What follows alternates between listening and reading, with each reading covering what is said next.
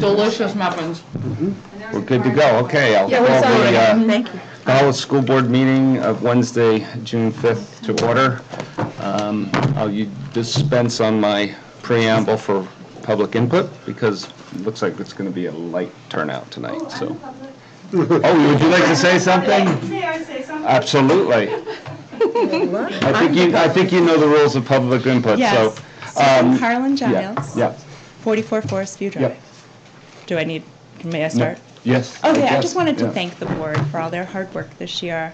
I know it was a contract year, and it was nice knowing that we had not only the support of the school board, but how you also presented and worked hard with the budget committee. It was so nice to go to the district meeting and then have the support of the public as well. Oh my goodness, So I know everybody showed up, so thank you. I know it's countless hours. Yeah. And we all do it for the children. And It felt really good to get that level of support. yes. I mean, it was like pretty much every article was fully supported. Was fully So, yeah, supported. So I think it amazed a lot of us as well. Yeah, I know. Yeah, we're We like, tried not to wow. show it, but, Yeah. so thank you very much. Thank you for the input. We'll go ahead with any agenda adjustments. It's not so much an adjustment, Mr. Chair. I just want to clarify, under deliberations, we have a vote on the maintenance trust. Yes. But it's actually the vote on the maintenance trust, the SAU trust, and the water trust that Okay. we're going to cover during the So public we'll hearing. cover several So- segments. Yeah, and Don did them as 3 separate motions. Okay. Okay? That's fine. Yep. All right. Do we, so I see the goals. Do we also have the, I'm just looking for the deliberations. We also have an item for the governance plan, okay, Right. for the committee? Okay, we're covered there. All right, any other things we want to change? Not seeing none, we'll move on then. Approval of the meeting minutes. I move to approve the meeting minutes 2019 with the following amendments. Line 11, page 2, line 154, insert Hollis Primary School following principal. Page 9, line 9, correct the spelling of specification. Page 9, line 40, replace 160 with 160,000. A second. Thank you. Any further discussion on the motion? Seeing none, all in favor? 4-0-0. That's it for minutes. That's it? Even, isn't there a non-public? No, we According to our didn't. boss, no. We didn't, I guess we didn't have one, that's right.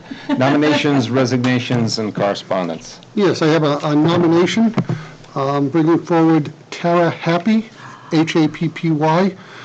be the .8 environmental science teacher for the 2019-2020 school year at Hollis Primary Schools. Tara has her bachelor's in elementary and special education from Riviera University. She would be at bachelor's step 2 for a .8 salary, which is based off the full-time of $35,583.20. I move to accept the superintendent's nomination of Tara Happy for the position of environmental science. I second. Discussion. Excellent choice. Any other Agreed. comments or discussion?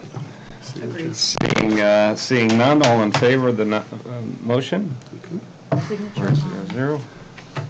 Rob did. Any other items? I have a couple pieces of correspondence. One, I wanted to inform the board that Kelly has informed me there is no need for a lunch increase next year, so our prices will remain the same. We have had a very successful year in our kitchen, and we're very happy with the progress we're making there. Second, you may recall that the law was passed last year to test all of our water fountains and sinks and everything for lead. We have done that, and there were no areas identified with any concerns. And I'd like to just remind the public that we have monthly water tests on a host of different things that come into the custodians and to myself. We're always monitoring it, and that's across the SAU. So, Okay. Can I ask a question about that? Sure. How come something might be found in that test that isn't found in our monthly test? well, the monthly test focused on, I'll say, bacteria and those type of items.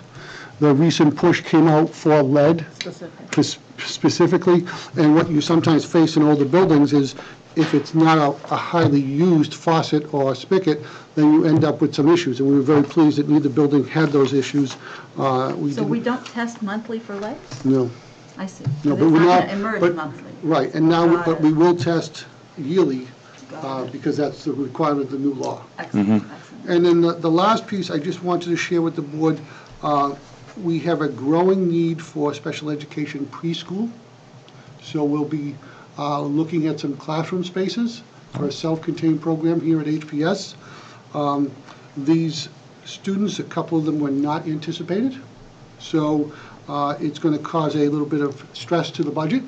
I'll probably be giving you an update. We traditionally don't meet in July, but I'll give you an update in August regarding spaces and staffing with that. But it is an unexpected budget piece. It's kind of no different than last year's unexpected kindergarten section. So we do have the contingency fund, we do have resources, and we're going to meet as a staff next week and just kind of start talking our way through different alternatives we potentially have. And the special education trust? We have that as well. Yeah, but we have that issue going on, and then we have students moving into the district. Some of those are going to need services, OT, PT, and that. So there's going to be a crunch on the budget again. But we're well out ahead of it, so it'll allow us to plan and budget accordingly and take steps if we need to. So to your point, we normally, as practice, don't meet in July. So we wouldn't meet again as a board until August from this point. With those things going on, I want to give July as an option to you. So if you need us to come together and have maybe an abbreviated agenda, I'll put the board at your disposal for that, and you let me know if we need it or not. Yeah, we will absolutely look at that. We have had this occur other summers, and traditionally what I will do is I will update the board, even though we're not meeting, what's going on in terms of if we're doing a hire, because tonight you're going to take a motion to allow me to hire. Yes. So if we have an unexpected hire, I would send you out the information. Here's the person, here's the degree, here's what they're doing, here's the salary. So you get all the information. It just allows us to move forward at a quicker time rate. Because the other thing that sometimes happens over the summer, we're in, when I say the moving season, a lot of companies are notifying employees that they'd like them to maybe transfer to other locations. So this is the unexpected time where occasionally a staff member might walk in and say, my husband or wife is getting transferred, I need to go. Yeah. Last year, if you remember at this time, we had no openings and ended the summer with, I think it was 5. Yeah, when the economy's doing well, corporations have a lot of shifting, and Gotta that's move what it we around. see. So for our new members, we usually, it's customary in June that we deliberate, discuss and deliberate, and then take action to give the superintendent hiring and dismissal powers because of the dynamic things that happen during the summer. And particularly since it's also a practice that we try to limit by not meeting in July to give everyone a little break from the monthly meeting. So it's a small gesture, but I think one that's we'd like to continue. So the two kind of work as one. So we give the superintendent, we make him our agent for hiring and dismissal. And then we usually can get updates via email if anything's going on, and also the option to meet if we need to. So that's how we kind of go into this summer. But by RSA, we must meet within a 2-month period. So we can't blow off August either. So we're meeting on August one way or another. So it has come up. The question has come up, and I have to remind people: RSA, the school board has to meet within. You can't go longer than I think 2 months. Okay. Anything else? Nope. In this area? Not under that section. The only thing is, this is not really correspondence, but we have some wonderful baked goods and confections here. We have a wonderful thank you note. I'd just like to make sure we read it into the record from our Hollis Education Association, and it reads, Hollis School Board, we would like to thank you for all of the work and time you give to make the Hollis schools great. We appreciate your partnership in education. in educating Hollis's amazing kids, and look forward to a fabulous 2019-2020 school year. Sincerely, the Hollis Education Association. And I would only add to that is that, you know, anytime we're going through negotiation periods and stuff, sometimes it's very direct and frank discussions. I would say this year is probably a banner year because of all the things we did. There were so many structural things that we addressed, and I think the Education Association and the district came together and worked the issue together, as opposed to saying, here's my idea, well, here's my idea, and I don't like this, you know, and going back and forth, which has been customarily kind of the way, like not as much communicating and working the issue. This was totally different in all my years doing this. I don't know, Tammy, what do you think? Absolutely, Mike. This is our third negotiation team, and I was going to say when you commented, Susan, that it was an exceptional experience to have these very substantive discussions around very tricky numbers, tricky schedules, tricky definitions, where, you know, it's easy to get into a contentious discussion because you only see it from your perspective. But instead, we worked together to figure out exactly what was needed and how we could achieve it for everyone. And That's exactly what we try to teach those children, too. It's easy to teach kids and hard to teach adults, but I thought we had a very exceptional experience. Yeah, and I don't think we would have been able to achieve what we did without that kind of approach. So I think it was an extraordinary year of that. So for us new guys moving forward, what would you say was some components to the recipe for that success? The success? Yeah. I think we came forward and we asked, what do you want to fix? Here's what we want to fix. What do you want to fix? Do we agree that this is a problem? Because if we can't at least agree that that's something we want to spend time on, let's not spend time on it. Let's look at other things. So we started off building a foundation, and then we said, you know, if there's something, we're going to bring things to one another, but let's discuss what's good about it and what we need to maybe rework, which is, I think, historically not been the way we approach this, literally just passing proposals back and forth and not understanding where the proposals came from. So I think by kind of turning the whole process upside down, it caused a much different positive move forward kind of environment. Build together. I would Yeah. also argue It that really was. problem. It really seemed like both sides were taking ownership and wanting to see, all right, this kind of looks good, but to move forward, we need to kind of, you know, paint it differently, maybe make it a little longer, a little higher, you know, building a widget kind of thing. So I think a very important component also is that this year, for the first time in the three rounds I've gone through, the two parties brought data on a screen that we could all look at the same time and stand up and point to and touch and not argue about, but discover that I didn't understand what you meant when you said X, Y, this, but now that you show me this, or, you know, we could ask questions that sharing were of data. very, very explicit, because we were looking at the same data at the same time, shared information, and not just proposals. So when you go to the trouble of educating each other, you're able to more fully discuss something and figure out solutions, instead of just taking the assumption that this is what they want, this is not what they want. So, right. Awesome. anyway, Yeah. we can talk about that. Anyway, well, we thank you for the wonderful baked goods here, and they smell delicious. delightful. Okay, so I think we're going to dispense with public input. I don't think there's anyone else that wants it. We can open the floor up. I'm just putting it out there. Since we're not, we're going to jump right into the public hearing for HSD and SAU Maintenance Trust in Water System. So, that's right, we had our the public hearing's supposed to be at 6:25. Can we But it go was, ahead? the public hearing was posted in the paper for 6:15. We just didn't expect to get through the agenda items as quickly as we. And I think we Okay. always reserve the right that Yep. things can and may and will Well, I mean, shift. given it's a public hearing, I wouldn't, but it's No, fine, as we long as it's posted. posted Yep. for 6:15, we're right on it. Okay, So, good. I move that the board recess until the conclusion of the public hearing on the school building maintenance, trust Forland Lane and the associated structures, as well as water system expendable trust funds. I second. Any discussion?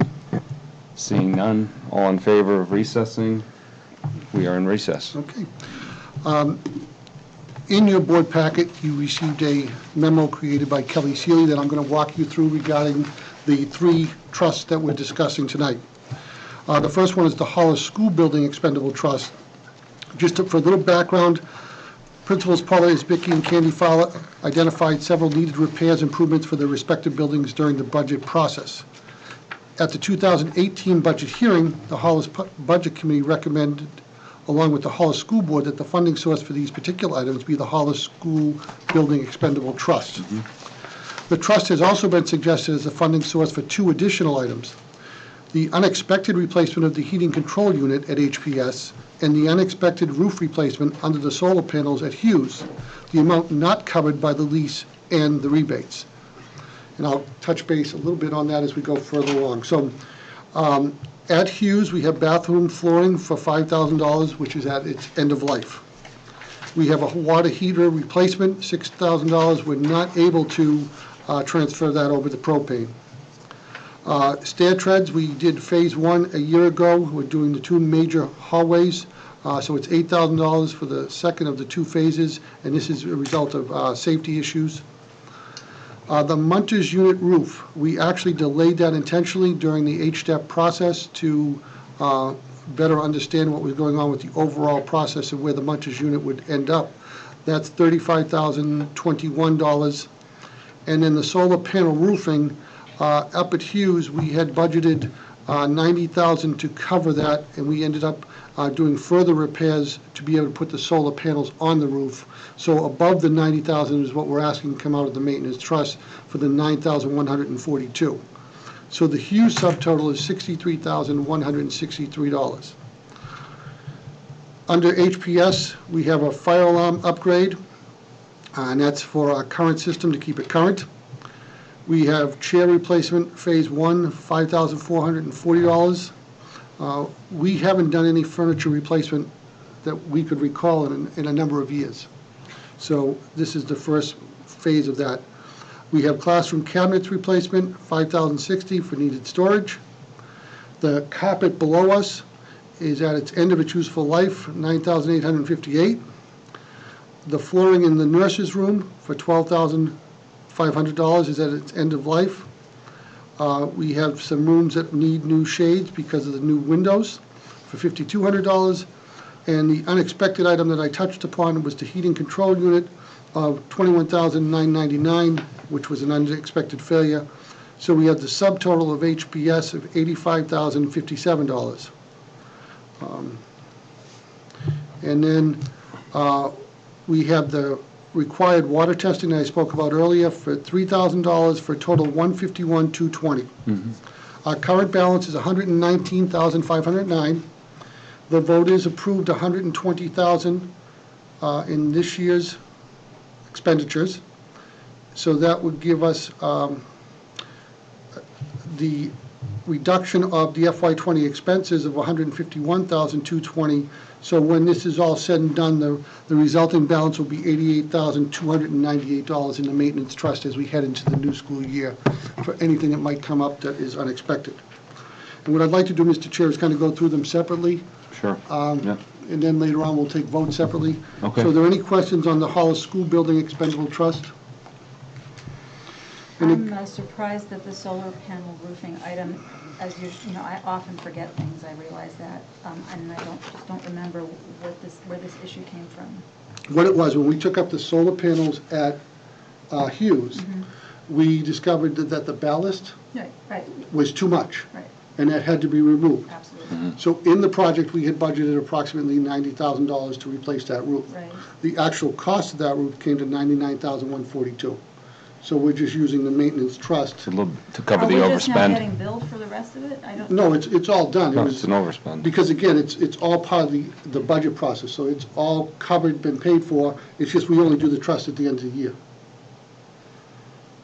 So, I'm sorry, the solar panel roofing and the solar panels were done the previous summer. They weren't done this year.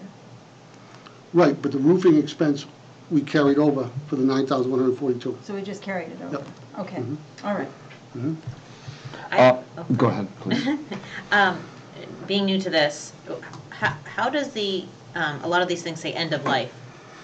Is that a determination that's made at the time of purchase, or is it like, is that someone's job that in maintenance that like assesses if something's at its end of life? Right, the end of life for the bathroom flooring, that would be Ed Hinkle up at the upper.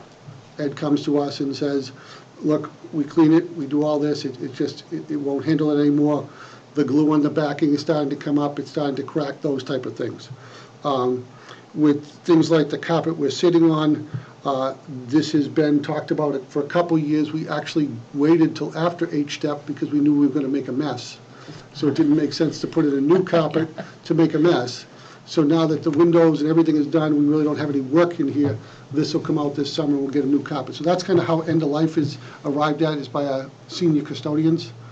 For mechanical items, it is the companies that service our equipment, boilers and that, they'll come out, and they usually give us a couple years heads up. I'll give you an example, it's just in another district, but it comes right to mind.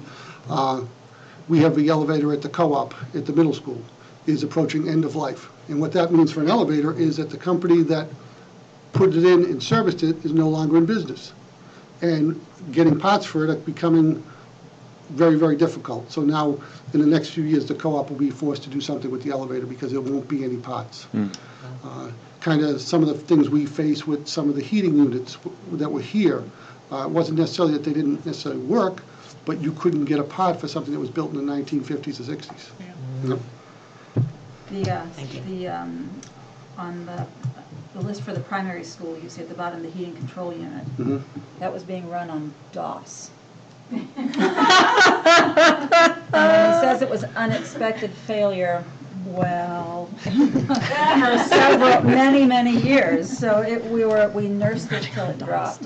So, but also, I think, especially for new members, we will, at certain times of year, go over our capital improvement plan, which has 5- and 10-year rollouts by year, et cetera. So you'll see some of these end-of-life things also are planned well ahead in public documents, that we discuss and deliberate on.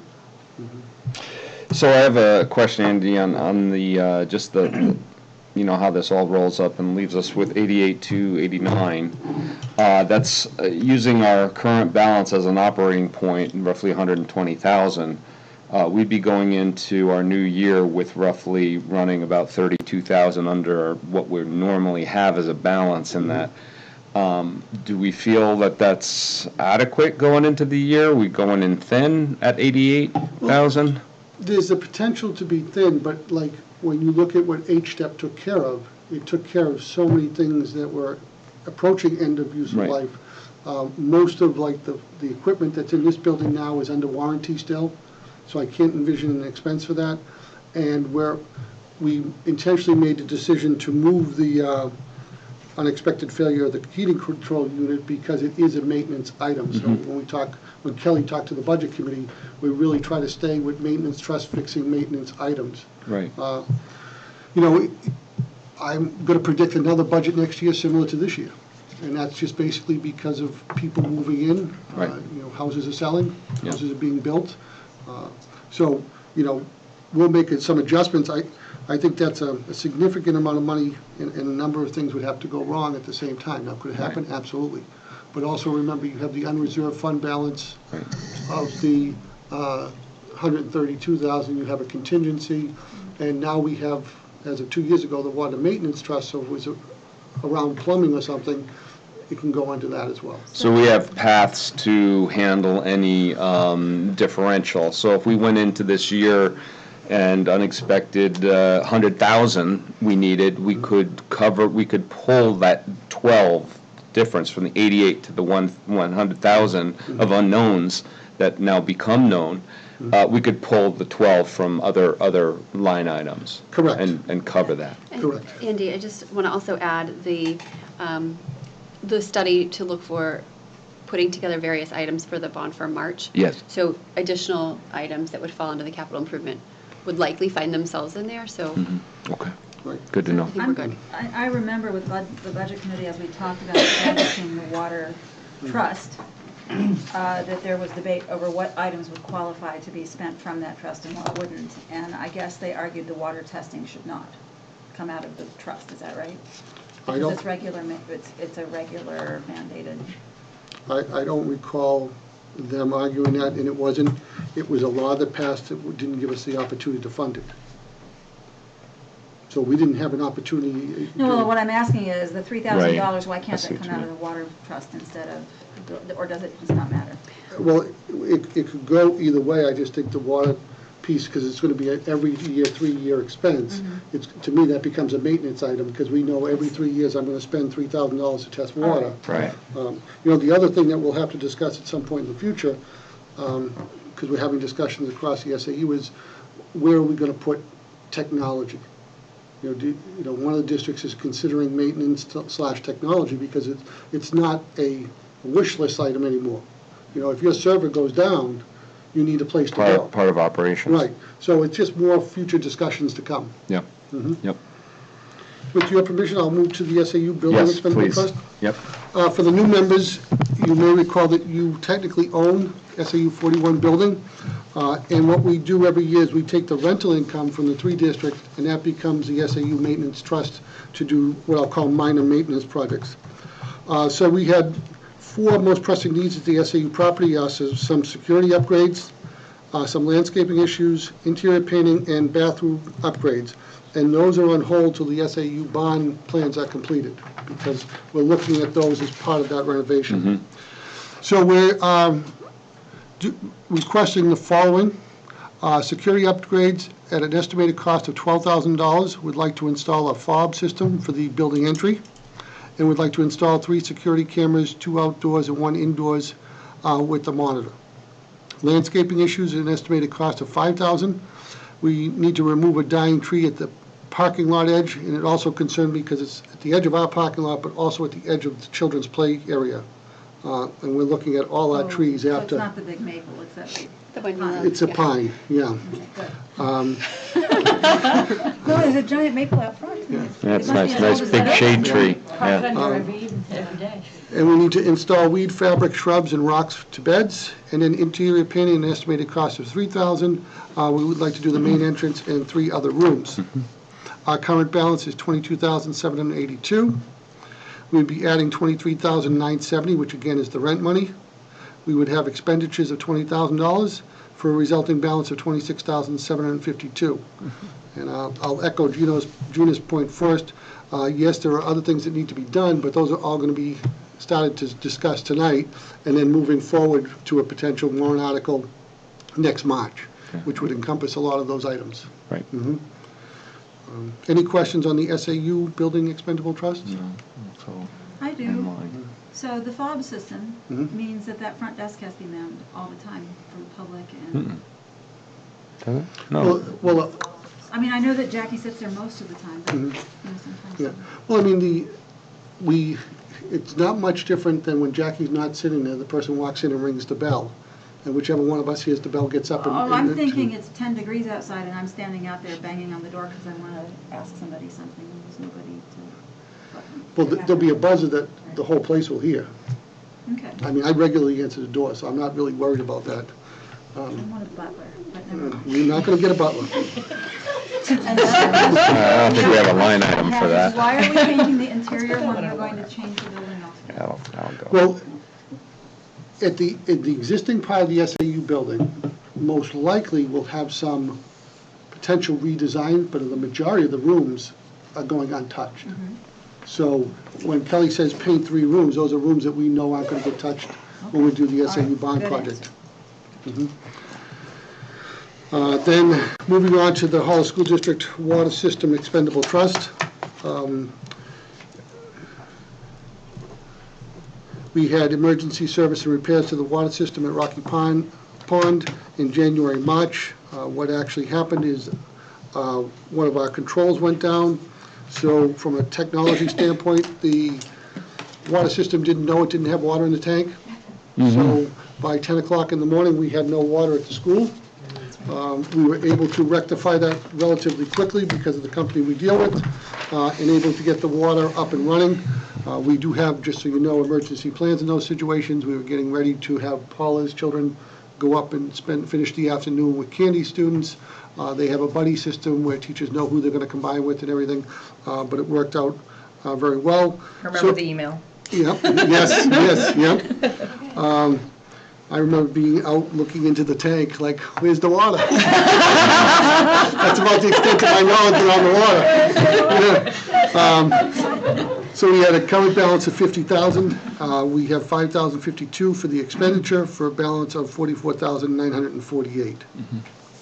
Any questions on the water system? Do you anticipate that we'll be asking for funding, more funding for this trust for FY21? I don't. The next thing that we want to do is, now that H-step is over, is kind of do a water study. A number of years ago, before I arrived, we had some leaks going to the middle school because we also supply the water to the middle school and to some residents along Main Street. And we just felt with everything that was going to be going on in the property, it was best not to bring in a water study at the same time. Right. So that would be the one thing that probably not this summer, a year from now, we'd be looking at a water study. That kind of makes me wonder if we need some sort of policy that provides governance around that, because when we're not here anymore, there needs to be something that says, hey, every 2 or 3 years, you got to think about the water system, have somebody look at it, because we don't want to, sit and just keep operating, and then while the pipes are getting older, and all of a sudden one day, I mean, is because that part of you can't run a school without water. You can't keep the kids in the school. I think that's a great suggestion, and something we can look at working on this summer. Yeah. And kind of bring to the board, because the other question for the board ultimately too, are we going to use a water system trust to potentially do septic if that would? Because we've never answered that question. And really, a lot of this started the year we were having the septic issue. It turned out to be a very minor thing, but our leach field and septic systems are about 40 years old. Yeah. So Was that 4 or 40? 40. Well, approaching useful life. And the only reason they're Don't ask about how they determine it.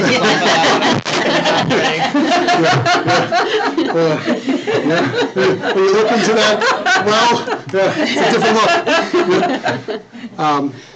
So that was kind of what led to a lot of this, and that's also part of the study for H-step, because for the new board members, our kitchen at HPS is governed right now under the old code. So that means that we don't have a separate grease catcher. So everything just goes into the leach field. So if we do work on the kitchen, that has to be upgraded. So there are a couple pieces here. So we might want to look at this and really define water, septic, those type of things. Under this Yeah. single trust. Yeah. Yeah, I agree. I think we need to, let's think about that as we move towards March, and it may be more of a clerical thing, but once we have that in place, we may want to add more money to this too, because it's covering more major systems. That's why I was asking, because I know there's stuff. Yeah. There is stuff. I think the question and what we're looking at through H-step that we're going to discuss in a little while, should some of those which are capital improvements be brought into the bond for finishing H-step and those in the SAU? All good points. Because they are significant items. Because it will not be cheap to deal with the grease issue in the kitchen, because you're going to have to update the kitchen and deal with the line out to the septic. Right, and that also, by doing that, it also breathes life into the septic system, because Right. all that grease doesn't go anywhere. Correct. Except the leach field, and gums it up and makes it stop working. Right. Well, let's remember, it's been healthy for 40 years, and the testing that was done when Yep. there was a Yeah. problem showed that it's still healthy. Right, and please also remember, you're only talking about a system that's used really 9 months a year. So a useful life as opposed to a year-round home, it's different. Yeah. It has a lot of time to really dry out. Very good. All right. That's it. I don't think we have any public input on the, No. So I move to close the public hearing. I second. Any discussion on the motion? Seeing none, all in favor? We're back in business. and at this point, with the chair's permission, I will turn it over to our Absolutely. administrative team for their end of year. While they're setting up, I'll just give our new members a little background. We start every summer, well, we've already started, we look at the strategic plan, and the principals work with the SAU to identify goals for the year. And then those goals are incorporated back into the strategic plan. We look and see if there are any funding pieces to any of the goals, so that we can make sure they're included in the upcoming budget. And then every year, we do an end-of-the-year presentation to kind of say, okay, this is where we started, this was our roadmap for the year. Did the car stay on the road? Did the car go off the road? What were we able to get to, not get to? And I think what you're going to see from our great administrative group is just a really successful year. And it's kind of one of my favorite nights because it takes us back to education. A lot of times we do the business of the board. This is why we do all the painful things we do. All yours, ma'am. Okay, wonderful. Good evening. Thank you so much for having us. I'm going to take a second just to introduce ourselves in case people are unfamiliar with us. My name is Nicole Tomaselli. I'm the curriculum administrator for the Hollis School District. Do you want to stand up? This is Colleen Mikovich, our special education administrator. Tara Fowler, the principal at the Hollis Upper Elementary School. And Paula Isbicki, the principal at the Hollis Primary School. So we wanted to thank you for having us here this evening. We enjoy this end of the year presentation every year to give you a snapshot of some of the teaching and learning that has happened in these amazing buildings throughout the year.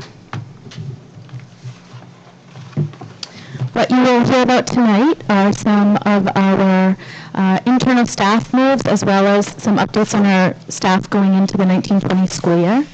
A quick restatement of our mission and vision, as well as a reflection on the goals that we set out to accomplish this year. We each have, we have 4 major goals, so we will each give you an update on our respective areas.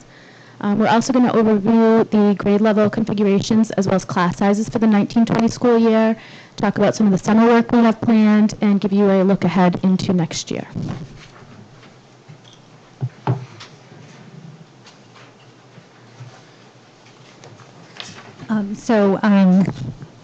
Starting off next year, we have all the kindergartners that registered. We have 4 kindergarten teachers, and we are keeping a close track on numbers because we are probably going to have a possible 5th, which was in the budget. Yay. So our kindergarten, and Mr. Kane is retiring this year, so our kindergarten teacher that will be coming back with us next year will be Mrs. Remick. We're very excited to have her. She did a great job this year. Our environmental science, as you all heard tonight, is Tara Happy. I'm going to talk a little bit more about that in a future slide, so I won't spend too much time on that. We're very happy to have her, and she is coming from the upper after having done 4th grade. So I know they're sad to see her go, but same district, it's a good niche for her. Nancy Crane Burns is a special education case manager who is moving into a special education reading specialist role. And we will then have Brittany Ducharme, who is up at Hughes, who will be coming down as a case manager. We do have a few open support staff positions, just people getting jobs and things like that. So we will be looking out for some support staff positions that will be happening over the summer, and we usually will update you with those once we start again in September. At the upper, we have a movement. We had six grades this year because of the higher class numbers, and then we're going back down to what is pretty typically about 100 per grade level. So Mrs. Karen will be moving from 6th grade to 4th grade. And then Paula Grebe will be moving full-time to the upper elementary school. By Brittany's move down to the primary, that leaves an open position for us in the case manager slot, as well as continuing the open support staff positions as we look at our needs preschool through 6. We just are kind of seeing where are the best needs and then maybe move outs or what happens. So we have a few open positions, but we're working on those now.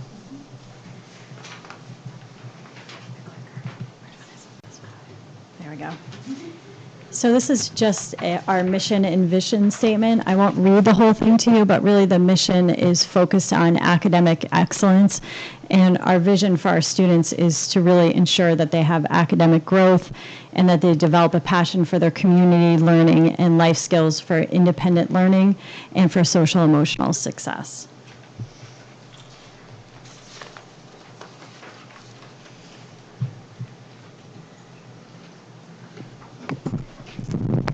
So the Hollis theme for this year was really reflecting and refining, and we were also really looking at our point of conversations. We talked a lot this year about what we value as a staff and how to really see those values in conversations that we have with our parents, with our students, and be able to identify that so that we can help meet the needs of our parents and our students.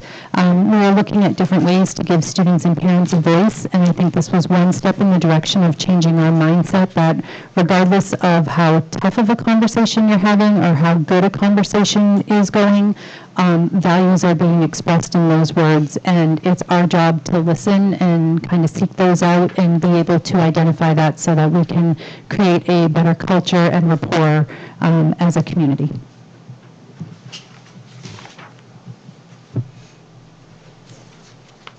We just wanted to bring this slide back into focus, how it puts everything, the whole child at the forefront of what we're doing in our buildings all the time, not just in Hollis, but in Brookline and in the co-op as well. Looking at, 4 big areas and how all the things that we're doing fall under those, bigger areas, whether it's infrastructure, whether it's preparing students, it's our standards or our habits of learning, all of that falls into what we're doing, and that drives our decisions as we're thinking about what are the best things for students and staff and families, just the whole picture. We can't ever forget one of those buckets.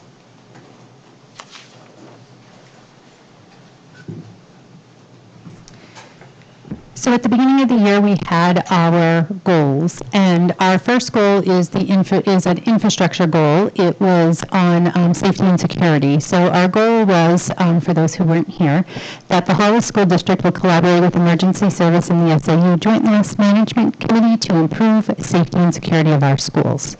So to the side, what you see there in bold was the goals that we had, and I just want to follow up on all the actions that we took. So one of our goals was to review our emergency operation plan. So we had a short time frame to go through a big document and really make sure that it was vetted out for the state. So we put our teams to the task, and we were able to update and submit them on time. So we are very excited to be able to get that done. This is a working document. We're always sort of vetting out what needs to change, what do we need to change to meet our needs at our building. So it continues to be a working document that we will continue to submit every year on time. But there are things that will change within it. We have pursued, we also wanted to pursue grants and budgetary items to help make our buildings safe and secure. And we have done a lot of grant writing to be able to find some money. Currently, we have Hughes waiting to hear on a $37,000 project. I had put in for what we call the fishbowl windows in the first grade wing that we would like to see go, and still haven't heard back. I don't think it's going to be a go, but we are continuing to look into more because we haven't heard back yet. It doesn't look good. So we are continue to look into more. Anytime we hear that something is coming up or there's some kind of grants coming up, we look into how we can make that fit into our building and what we can use to get some things upgraded. We had a goal of having monthly safety committee meetings, and we accomplished that goal at both buildings. We have a safety committee that is made up of a variety of people within the building to be able to go through things such as the emergency operations plans and to make sure that we're conducting drills and things like that. This year we did at both buildings have teachers who led the committee. One of the things that we really want to do is empower our staff to be able to know that they don't have to wait for us to signal that we need to do something about something, that everybody should be alert and just aware all the time so that you're empowered to make the decision if you have to. And part of doing that was having teachers lead those committees. we had safety and security audits. So not only do we have the state come in and check us out, we have our own SAU committee that comes in and checks us out and gives us feedback on things that we can change and do to make our school safer. I had a walkthrough here from the DOE this year, and it went very well. We had about just a small handful of things that they recommended, where usually you get maybe a couple pages. The last time they came was quite a few years ago, and it was a daunting task to be able to do it. This year it was one page. We were good to go. It felt great, and yay to us. When we talk about safety things, when we're looking to replace the chairs, our chairs were breaking. It's not safe to have that. We're talking about the shades. That's a security thing as well, being able to, if you're walking down, shutting the shades and things like that.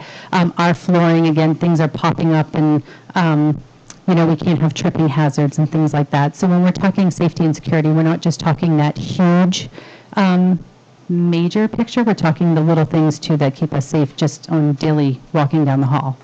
Up at Hughes, What is a day tank? a day tank is not my forte. So I'm going to put it to Andy.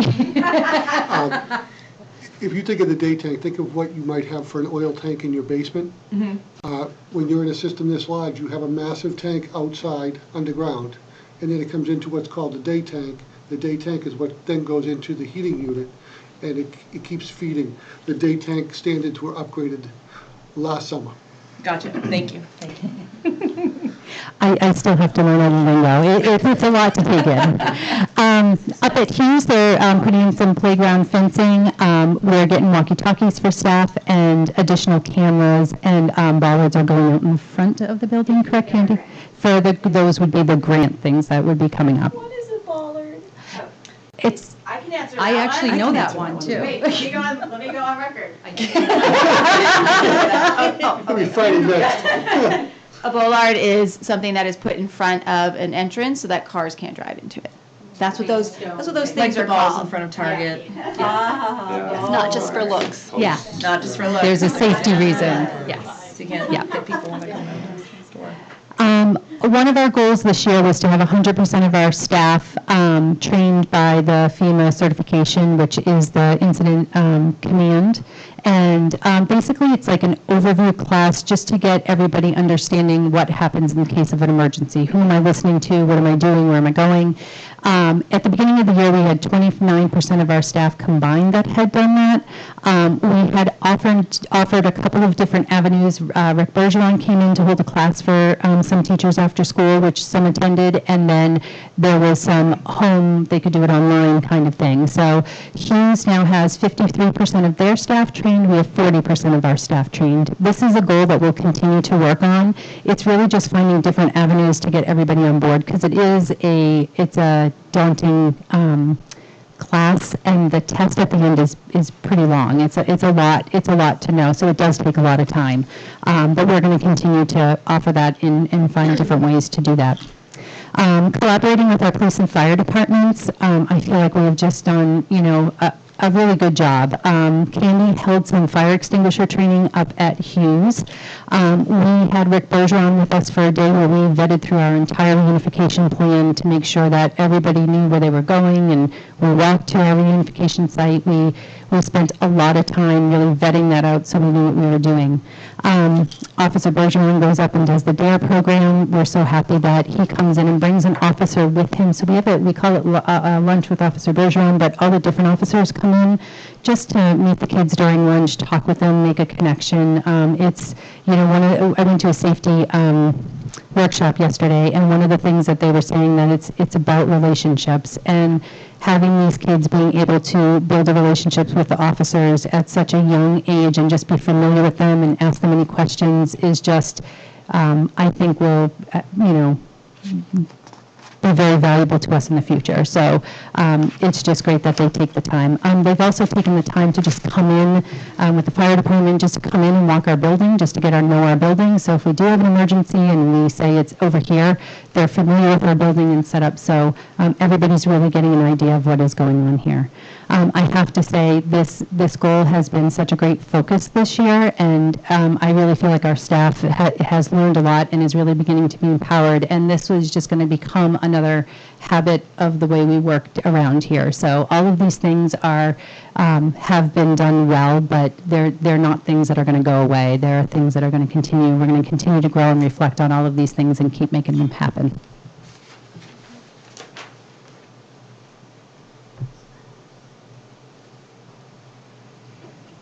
The next goal is one that we've had for a while and will continue to have moving forward also, but it's our social emotional goal, which is part of the Whole Child Initiative.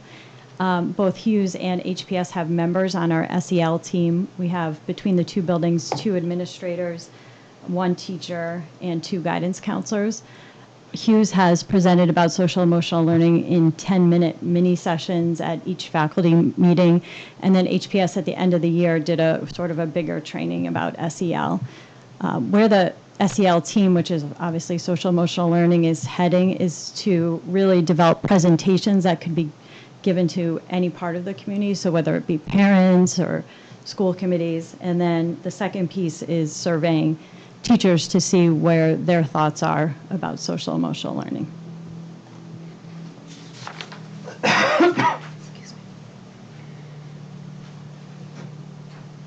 This is another goal that we're just focusing on. It's part of those essential standards if we're thinking about the whole child. And this obviously will never go away. We're always going to be thinking about the academic pieces.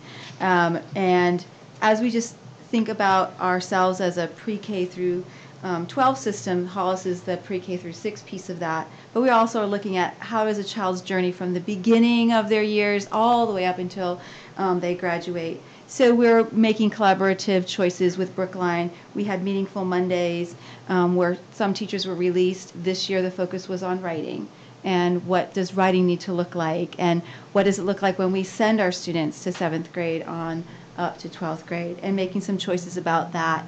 We, as a pre-K through 6 community, we had book studies that different teachers could pick different books, and we really could focus on where do we think our most learning needs to happen, and what do we do because of the new things that we're learning? What changes might we make? What things might we try? What ahas? What other books made us excited to read because of those things? We will be this year looking for next year at an adoption of Envision 2.0 as our tool for mathematics. We are using Envision now. 2.0 is just the next version.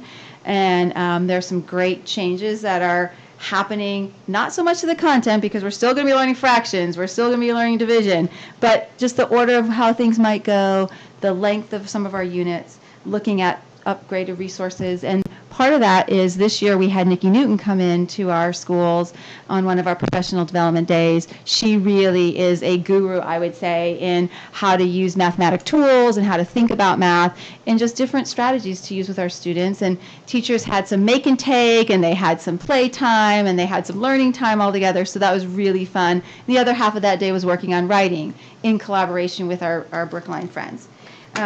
We both have, in both buildings, we have staff who we think are fabulous that we want to pass along their fabulousness. And so we've been encouraging our staff members to go out and share the wonderful things that are happening. And we're happy to say that a team from Hollis Upper and a team from the primary, we are going to be presenting again this year for other conferences and different things that we're doing. So that's exciting. And we've also been encouraging our staff members to teach each other. So we have staff members in both buildings who will provide professional development, sometimes in mini short hits, 10, 20 minutes, because that's what we have and we can grab everyone. Sometimes it's an after school event where more people can come depending on schedule. So we are excited to help our staff help each other learn and grow.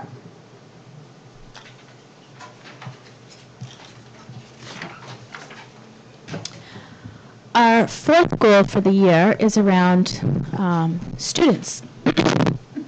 Imagine. So we have an academic goal for the students. Really, we want to try to create learning environments that are differentiated and give them opportunities to reflect and grow. So some of the things and this will probably be a goal that we continue into next year as well. But some of our things that we really tried to keep rolling this year were implementing project-based learning activities. So we refer to this as PBL. Project-based learning is this idea where students kind of lead the direction a little bit, but the real point is to apply the learning and not just have it be rote memorization of facts. Like, how is what you're learning relevant to the current environment? So it's a little bit more open-ended. We also have done some work around student leadership, both at the primary and the upper, and I have some pictures because I love pictures, via SOAR and town meetings, so I'll show you that in the next slide. What is SOAR? SOAR stands for Service-Oriented Activity Reflections. So the idea is that when they get promoted in 6th grade, they have a chance to earn like a little emblem, like a gold or silver star with their certificate, and that would be a reflection of how many hours they've done of service learning.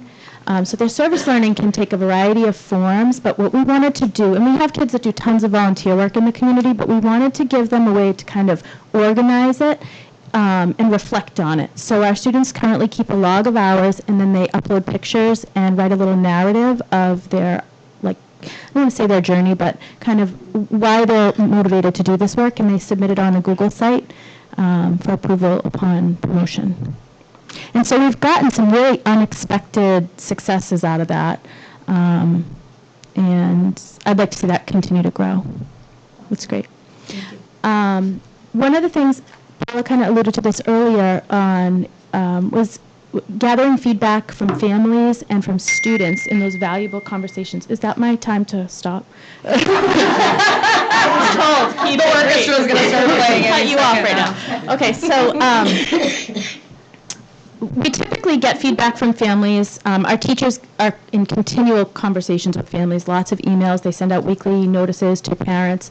But we gather feedback typically from open houses. But some of the other schools that we've talked to during leadership conversations is they use surveying, they use other techniques to stay in touch with families. So I think that's something that we'll look more closely at next year and just try to figure out ways to gather information that we can help use to shape personalized learning and instruction. As Candy alluded to, we are doing book studies, and our teachers are forever going out to workshops and bringing those best practices back. At both staff meetings, teachers lead mini sessions to kind of share some of the best practices they've learned, as well as on different committees. So teachers around here are forever kind of on the hunt for the next best instructional technique, and they're really accustomed to sharing what they learn. We are going to continue to refine some of our RTI practices, not only to give our struggling students more of a boost in whatever it is that they need to work on, but also to push our high achievers even higher. And RTI stands for what again? Response to intervention. It's kind of a educational speak for reaching all children with where they're at and getting them a year's growth in a year's time. Perfect. And giving them kind of targeted instruction. And one of the things that Andy had mentioned at the open meeting this year was really cultivating the students' talent, and I felt like that was such a great takeaway for everyone to hear at the beginning of the year, and I've seen little evidence of that throughout the year. Teachers really working on cultivating their talent. We have a great thing to show at the end here. So these are some pictures. I just wanted to show, Kate mentioned that we had Dr. Nikki Newton come in to do some PD in March with Brookline and Hollis teachers. So the pictures on the perimeter are showing some differentiated instruction, both in small pullouts. On the left, you see kids working on equivalent fractions, which is a really tough concept, using Play-Doh. That was something she had us do, cutting up Play-Doh into fractions and then further dividing it. It's incredible. The little picture in the bottom, I can't see the numbers now, but the fact that he could, and he went on, that picture just shows like the second equivalent fraction, but then he went into the third, a fourth, a fifth, and he did it all with Play-Doh. It's a very hands-on, manipulative way of teaching math. On the right, you see an in-class small guided group, that's a second grade group, using a beaded number line to show addition of facts within 20 and represent it multiple ways. So the kids had some pretty rich discussion back and forth. But all three of those pictures on the perimeter were taken the day after Nikki Newton came. So I just wanted to include them because our teachers immediately took to her suggestions and started using them with kids. The picture in the middle I put in there, that's two third graders demonstrating to our sixth graders what they do in the Learning Commons and how they use the Osmos with a variety of different tangibles. And that was a little bit more of an impromptu moment. They were here for a reading buddies thing, but then the sixth graders were kind of curious about the Learning Commons, and two of our third graders like, come on in, I'll show you. And next thing you know, they're doing an tangrams lesson. So I thought it was great because they really came out of their shell and owned their learning and were very comfortable explaining how they access everything. The student becomes the teacher, truly. In And the teacher, the sixth grade teacher, just sat down and was like, this is amazing. So I'd like to just continue to create opportunities like that. These are examples of student leadership. On the top left, you see students at the town meeting at the primary school, where you can see Paula kind of interviewing kids from the audience, gathering feedback on what the school rules should be. So this was kind of a norming beginning of the year town meeting session. The bottom picture, you see one of our students doing some SOAR work. So he's an upper elementary student, sixth grader, working with our first graders in an after-school club for a construction club. Totally volunteer, loves to come down, comes down 3 days a week, and has been doing it for months now, just because he really enjoys working with the kids. And he'll get recognized for that promotion, which I just really love. On the right, you see one of our sixth graders who has a real affinity for computer science and programming. He's actually leading some professional development for our fifth grade teachers because they wanted to take our robotics module from Project Lead the Way a little bit further than they had last year. And coding is not necessarily something, teachers are familiar with. So he designed some PD, and we all really benefited from his expertise. It was excellent, much better than anything we could have paid to bring in. It was really great. And again, project-based learning, a little bit open-ended, very open-ended, and outside of his comfort zone a little bit, and he really nailed it. It was a really great day.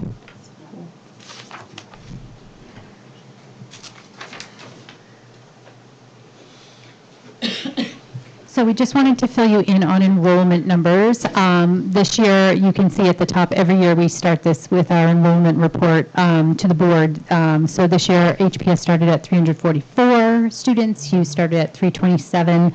Next year, we plan on having, our kindergarten right now is at 4 classes. We're getting very high with enrollment. That's sort of that ongoing thing where you just never know what you're going to get in kindergarten.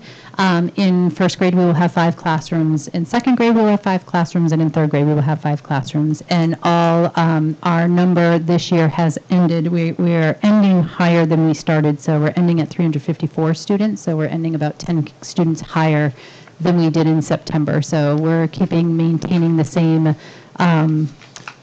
amount of teachers because they've been spread out enough where we're not hitting a point at any grade level, but we feel good about where we are going to be starting off.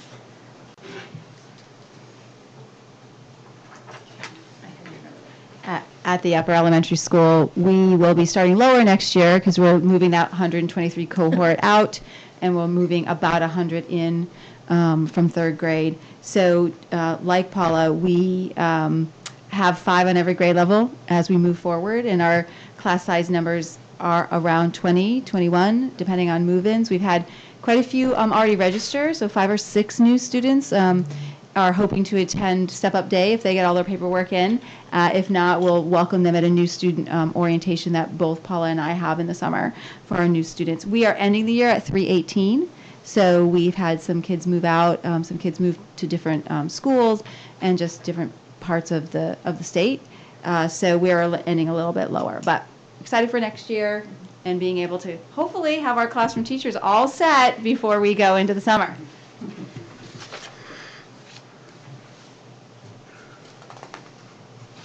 So I just wanted to give an update on special education, and this did come up earlier, but really right now what we're focusing on is a pretty significant increase in the needs of our students, which is affecting our budget.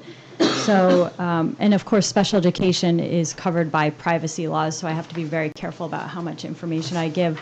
But just to give the board a little bit of an update, there's been a pretty significant increase in move-ins to the point that between move-ins and preschoolers with significant needs, we're looking at IEPs that include 7 more one-to-one paraprofessionals. And again, some of this we had planned for, we knew was coming, but some of this we had not.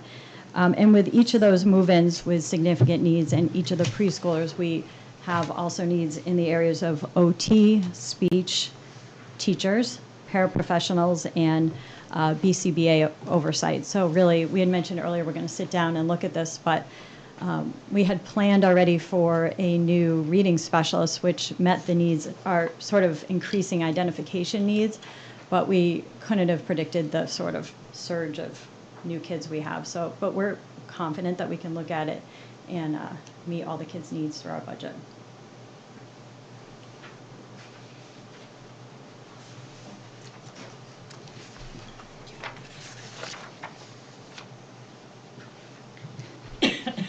More upgrades. So, yay. So a lot of these things are going to be happening over the summer, which is the best time to do it because we barely have any kids in school.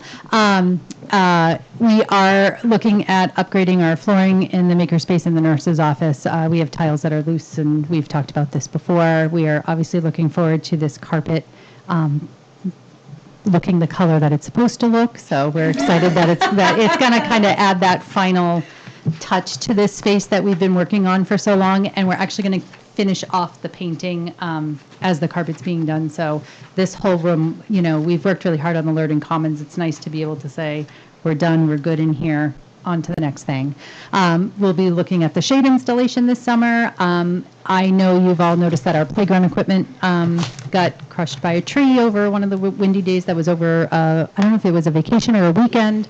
But it takes a little while to get, the insurance to look at it and everything like that. So that's actually in process coming here. It takes about 6 to 8 weeks to get here, and that will be fixed. And we're looking at freshening up, everything we can with the painting. So hopefully we'll be, everything will look nice and neat and ready to open as it always does at the beginning of the year. So you heard a little bit about some of this already when we're talking about the expendable trust and also different pieces in our presentation. One of the things that we're excited about at the Upper is getting key fobs on all the doors. We have key fobs on our front door, but not on all the other doors. So if you go outside and you go out the 4th grade door, you can't get back in. You have to go around to the front door. And that's fine. It's just would be, a lot better if we could fob in, if we went outside, if we took our classroom out and just let the office know where we were. We do have to have a hot water replacement on the first floor, hot water heater. Rich and Bill, I believe, are going to be doing some Wi-Fi upgrades to the Upper Elementary School. And it was like, yeah, thumbs up for that. So that's also exciting because, as Andy said, it's no longer just, it's nice to have technology. When we have the internet go down, it's like 4 seconds before someone's like, oh my gosh, what happened to the internet? Because we're using it all the time, whether it's in Google Classroom or we're accessing a site for teaching or we're answering emails that we get many more of now because the world works electronically. It really does just stop everything. And you're always worried, is it going to come back? So we know it is. And then we have the roofing replacement, which Andy spoke about, and our lower level, which is the bottom level. I won't call it the 3rd floor, though some people think it's the 3rd floor. It's actually the 1st floor when you come into the Upper. We're on a hill, so the top floor is the 3rd floor. But the very bottom floor of the Upper Elementary School, that flooring is cracking. It needs to be changed. We've done as many tile changes as we can ourselves. There's lots of different colors down there. We're hoping to get it look more uniform, kind of like the color we want it to be, although it's not carpet. Just making sure we do that. So that's what we're looking forward to this summer. And working around, of course, if there are any budget constraints or things like that, we'll kind of take another look at what does a have to do and what is, can we maybe put off again. So we'll work that.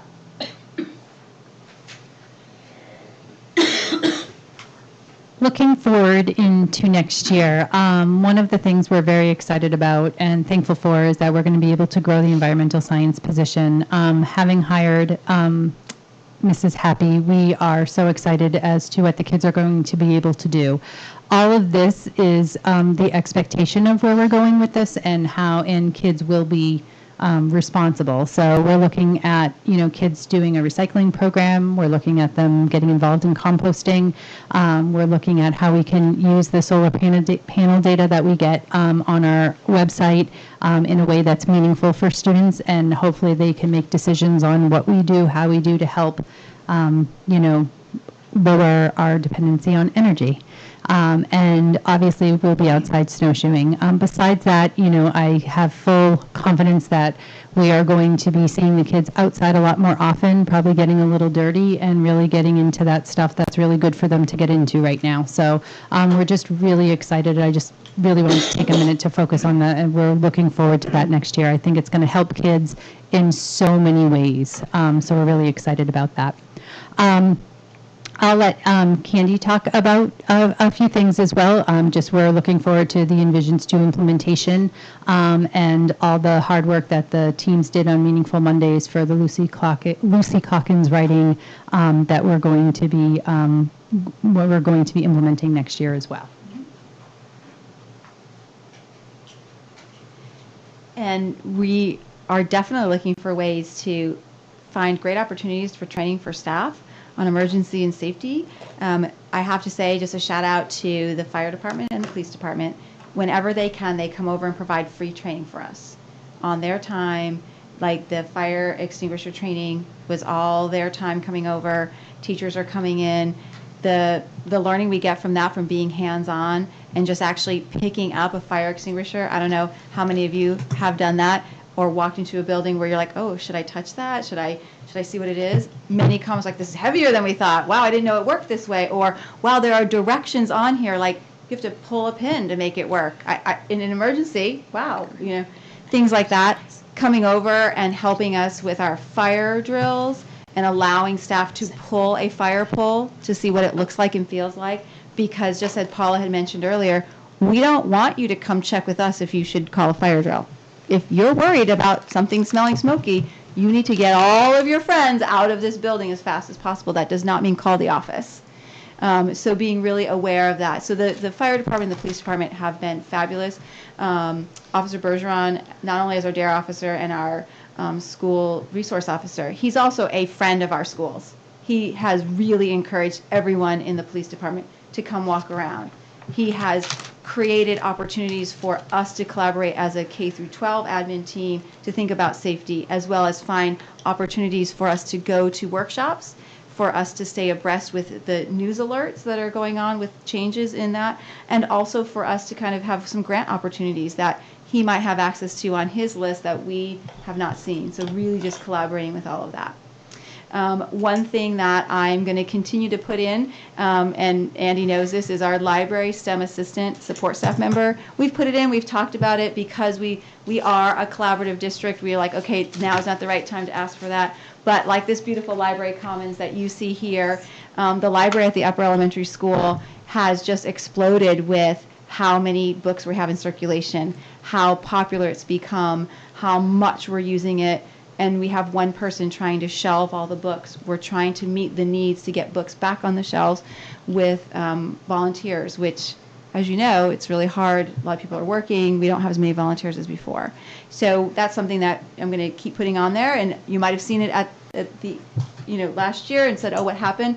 Just wanted to let you know we kind of tabled that for now, and then we'll keep moving forward with that. Oh, and I forgot my lead-in. And talking about cultivating talent, Colleen's going to show you some amazing cultivation of talent, just as one piece of our talent show. So just so you know what you're looking at, this is a collaboration between some high school students who actually approached us with the idea of them working with a group of students who might need some help with music, but to cultivate talent and to work together. So after kind of doing some research and getting 6 or so high school volunteers, these students work together, so upper elementary and high school, every Monday, and practice very hard in order to play at the talent show.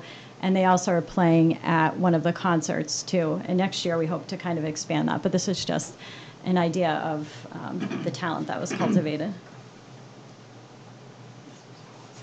They were so good. It was so good.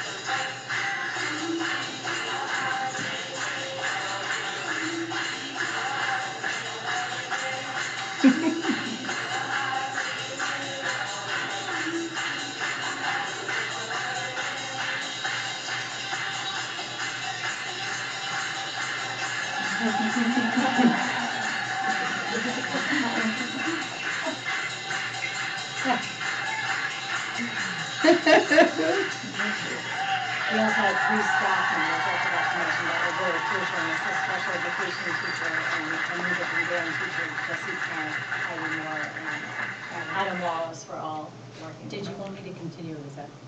It's up to you guys.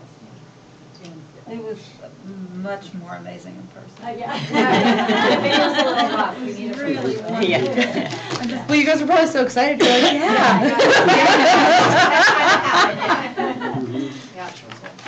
It was really, really great. So good. Let's see, it's 7:16, and we have a little time, so we can open it up to questions and comments on the Oh, you can't be done. presentation. That wasn't a good enough finale for you? It was great. I want more. If I could take a moment, Mr. Chair? Yeah, please. I'd just like to thank the administration. I think the last part of the video, there's 2 more pieces to it. From my vantage point, I think I can speak for Gina as well. That's something we watch that reminds us why we do this. Absolutely. We come here many nights and we do the business of the board. We talk about dollars and cents and septic systems and cameras and security and all of those things. But we also have to remind ourselves that's why we do it. And that's an incredible moment. And I feel very fortunate because I happen to know the 4 students at the high school and who they have become because of participating in that.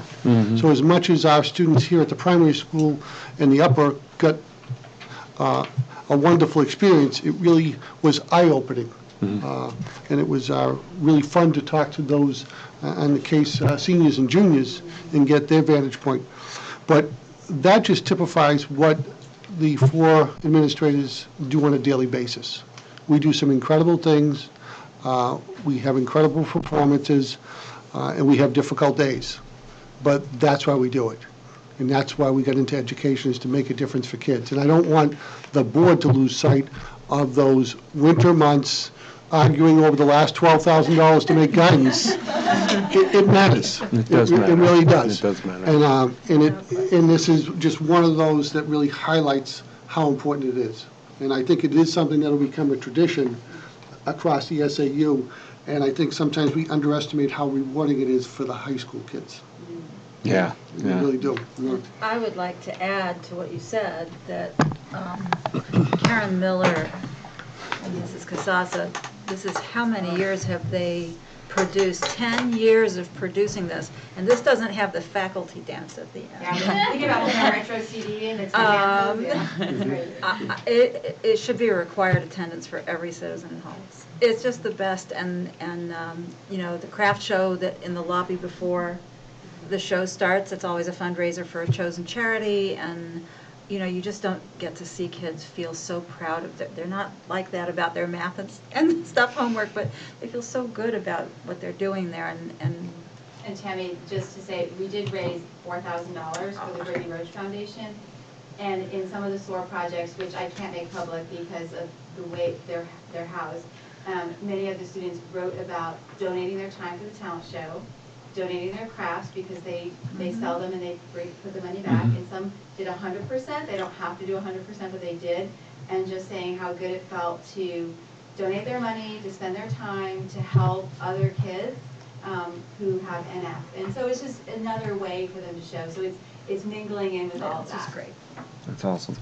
Any other comments or questions on anything? I want to say thank you, because obviously as a new member of the board, I wasn't here for a lot of the stuff that you did. So this recap, extraordinary. And as a parent in this school system, you guys are doing a great job. The kids love it. The parents are happy. I'm happy. Not representing everybody. Disclaimer time. No, but in all seriousness, I'm love seeing the stuff that I don't myself know about because my children aren't at Hughes yet. So thank you, all of you, for your time and putting this together. I do have questions. Could you, because not everyone always knows, you referenced in one of your slides here, Tier 2 and Tier 3. Can you please quickly tell us what the tiers are? Because I think it's important. Sure. So when we talk about instruction, Tier 1 is really the general education classroom, so it's everybody's instruction. When you go up to Tier 2, it means students need something a little bit more. Tier 3 is usually reserved for students who need either an IEP or significant supports. So we kind of refer to students in groups. And so if you hear Tier 1, Tier 2, or Tier 3, that's what we're talking about. Does that answer it? Okay. Yep. And actually, that's not just academically, that's also behaviorally. In social emotional, we also work in tiers. I have a question in terms of the key fobs addition. I'm curious, how does that impact, enhance, or is there a question of it being a problem for school safety and security? Yeah, you already have it. So right now, we have a key system at Hughes and a fob system at Hughes. And if you lose your fob, we can immediately take it offline. If you lose your key, I don't know who could have it, where they could find it. Yeah. I have to rekey an entire building or a section of a building that the key works in. So that's how it would enhance our security in the long term. Mm-hmm. In the short term, it makes accessibility easier for the staff, not for any of you all out in the community. You still have to, come through, everything is locked, but that's the nuance there. And Paula's doors, I think all of them are fobbed at this point. But, probably 7 years ago, we had a staff member lose an entire set of keys, and we had to redo all the lock system at the upper elementary school for a tune of thousands of dollars. They were found, but it's a good investment. It's a great investment. Thank you. Well, I always Also, fob systems record who is going. Yeah, and at what time and everything. So if somebody has stolen something, the camera's triggered to it. It documents when somebody's in there, the police will know, et cetera. It's not just access, it's also documentation, recording, great, tracking. I would say the superintendent took a lot of the words out of my mouth. It's clearly there was a ton of work in preparation for this presentation that you put together. I thought it was at the right level, the right detail. I could follow along easily. It wasn't swimming in acronyms or anything else. So, and I really, it's a pleasure to have you come. Not only to keep us grounded in what we do, because it's very easy to drift away with everything we're talking about. So it's really been a pleasure to, over the several years, to do something like this in June, and then invite you back in October for the where we're going discussion, and let you showcase that, not only for us to consume, but do it in a public situation where people can come if they like, or watch at home, or if it's not up there already, I would really like this up on the website for community consumption, if we can get that up there. Because this is what it's all about, right here. So I really thank you for coming. Take your evenings away for a little while, but it's been great, and I'm looking forward to hosting you in October. Thank you. And I concur. I'll be happy to promote to the public to when it's up there that Yeah. everyone should Please take the do. time to Yeah, to absolutely. do. I think if we're going to promote, we need to promote the archive video of this meeting with it, because there are things in the slides that aren't self-explanatory, and we have the discussion. It's always Of important course, for okay. people to watch it. Or in the newsletter, maybe we can put a little section. People to watch Yeah. on TV if they felt like Perfect. it tonight, but I don't know who took me up. Well, schedules being what schedules are, but I know we do a lot of work with the newsletters. Any way we can put the word out and let people be aware of where it is and how they can consume it on their own time, so. Can I just say that, Colleen, you riveted my attention, I think it was you, when you said, no, somebody, 7 one-on-ones. next That was year, her. new Yeah. ones? 7 new one-on-ones? Hello. I told you it was going to be fun. I'm She's happy a to lucky have number. them. That's, bring them on, but how's the hiring market out there? That is that's a concern of mine. I've done this for a while, and you can always find capable people, but I've been looking to fill open positions specifically at Hughes, and we want to keep our standards where they are, and some of them remain open. So I'm obviously 7 additional positions, which it might not be 7. We have to look at our current resources, of course, first, and I don't think it's going to mean 7 new people, but I'm more worried about how we're going to get those people. The job market is tight, I don't know if that's the right word, so, and I'm not going to, we're not going to lower our standards. We No. can't. It doesn't make any sense, so we'll see. That But was we're a gonna work. resting comment. Okay, right on that one. So at this point, if it's okay with Yes. the chair, we'll let them go home. And I'm happy to give you 4 minutes back There you go. in our agenda. Thank you, ladies. Thank you very much. Thank you so much. Moving on to discussion on our governance plan, HB 1612. God, they told me that this thing was in the packet last month. I didn't Yeah. even see it. It was there, I It remember it. must have been deliberate. I read it, all of it. That's okay. I remember it. Was it last month or the month before? It was last month, so that was, I was actually on vacation for that meeting, but Carol Tyler presented the presentation of the work that we've done over the last year for this unfunded mandate. Right, thank you. And so it doesn't cost us anything but lots of hours of our time to put together this, book club style governance plan. All right. And talk about acronyms. I mean, even, writing it, I was like, oh God, what does that stand for again? Yeah. Just confusing myself with all these Referencing. terms. And I certainly, the data governance team is myself, Carol Tyler, who's our SAU database manager, Rich Raymond, who's our network administrator, and then Kelly Seeley, who's our business administrator. So we all have different lenses. And, sometimes Kelly and I are reminding Rich and Carol, let's bring this down to something that the typical person can understand. Because this is our plan that we'd like approved tonight, but it's for our district. So all of our district employees have to understand what it means.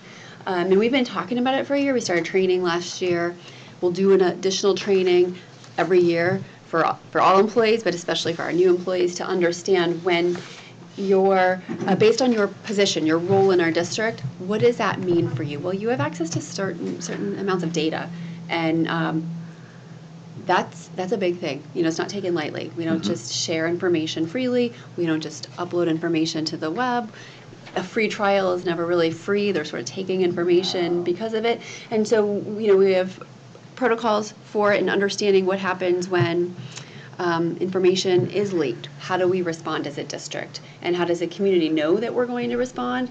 And how can they count on us to kind of report out on that? So it's definitely been a lot of work. We're not at the end of it, certainly. Next steps are completing a network audit and then a security audit. Trying to figure out where are our weaknesses if we have them, and how do we rectify them and move forward.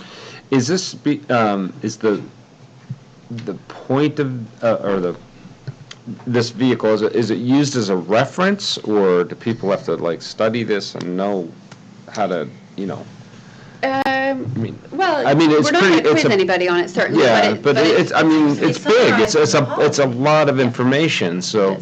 Yeah, and so we'll see later in our, one of the policies that we're bringing forward, EHAB, that's the data governance policy. And like Tammy says, it's sort of like a summary of this big document, but it's what teachers have to know. If I say, no, you can't have that, here's the reason why. It's not, I'm not trying to make anyone's lives miserable, I'm not trying to be mean, but we're looking at roles-based security, roles-based access to information. Yes. Just so we can better Well, the manage table it. of contents is live links into the document, so you Yeah. can quickly, that's very, very good. Makes it really easy to jump to references.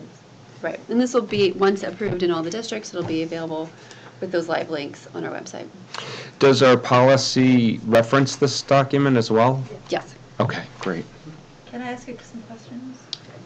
you can try. Yeah. I can try. Page 27 of the whole thing, so it's page 5 of your thingy. Page 5 of that. Yeah. Okay. So in the middle there, the last line of one of these paragraphs says, including criminal and civil action and seeking discipline of a staff member's teaching certificate. What does that mean? Seeking discipline of a staff member's teaching certificate. It's the last line of. So essentially, some violations can result in losing your teaching credential. Okay. All right, fine. I just didn't understand the English. Thank you.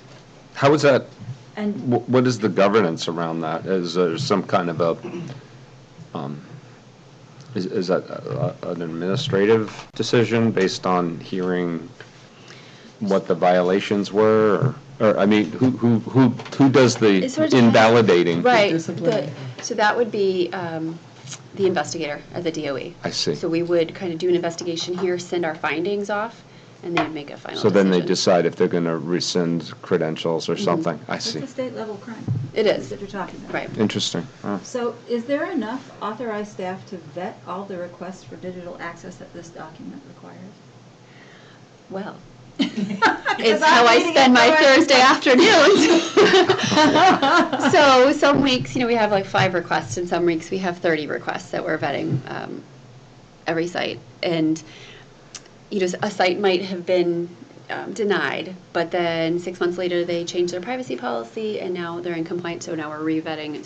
Who's required to read the site's policies, which can be hundreds of pages? Not policies, the. So our team Licensing. reviews all those privacy policies and the Wow. terms of service. It's good reading. Unfunded mandate. Yeah. It's all the stuff that most people Like, click yes. yep. Yes, I accept. Right. And And move that's on. dangerous when you're talking about providing access to certain things. Oh, my goodness, students. yes. That's what I'm asking. Absolutely. It's a shocking amount of oversight that this thing, you're really going to do an annual audit? We do a weekly review Well, it says you're going to do an annual audit of existing sites. Yeah, but Oh, I know you're constantly. we're constantly reviewing new requests. We're also constantly reviewing. So there's 2 parts to the list. There's not just, is this approved for K-3 because it meets our requirements. We also, another part of the law is, if you remember back years and years, like in my days of school, there was the library list of movies that your child might watch in class. And, here's your 10 movies that potentially you'd see in elementary school. Well, and that was providing like the parents' right to know of what they would be privy to in class. So it's sort of like that, only it's of all of our websites and tools, which is just. Right. Yeah. So you're going to audit this part of it every is year, according yeah, to but so this. part of it is providing Have to, it's law. the information to parents. Like if you're in K-3, your child might see this or utilize this resource, but I can't automatically just also approve it for Brookline because they might not utilize that resource. But then if they're like, oh, look what Hollis is doing, and then they pull it up, I then have to review it and add it to the list Right. so that parents can know this is Absolutely. now available in both districts. Right. And does data include student homework? Or does it include only information? Content. In other words, part of the whole digital universe is kids loading up their words, their drawings, their whatevers. So yes. So student homework is included in confidentialities, privacies, all that stuff. Absolutely. It's all got to be vetted. Oh, I'm not vetting homework. What I'm vetting is the site that accepts No, I'm the sorry, homework. I jumped to something else. I beg your pardon. I'm just thinking of all the different pieces that this thing touches on. And my question is, does this issue of data include student work, It does, absolutely. student submissions? Is just Are those audits, annual audits done by an outside? So our Entity? network and security audits would be by 2 different external resources. Okay. And when you're doing these Thursday, evaluations and stuff, that takes a fair amount of time. I believe you said Rich is Rich, works Carol, with you on that. Kelly, and myself. Yeah. So do you feel like, there's some technical element that is part of this, so Rich is there to assist you, and you feel as though you have the right technical Absolutely. We're all looking guidance. at it through different lenses. Yeah. For example, a Makes new sense. feature came out from 2 of our approved sites that now want to be able to communicate together, and I was like, I don't know the technical piece of this, but I don't love automatic communication with third-party sources on our information. So next week, Carol and I are doing a webinar to get a little bit more information, and we might say no, even though both separately we approve.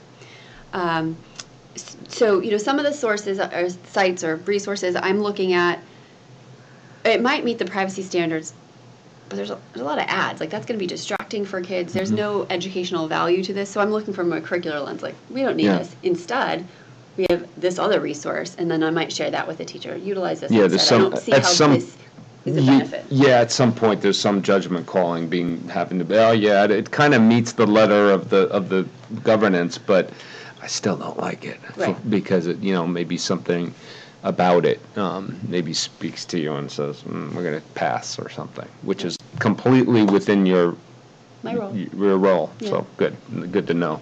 Because I wouldn't want some governance thing to kind of supersede that. Yeah. So this overall thing also covers all the email traffic. Yes.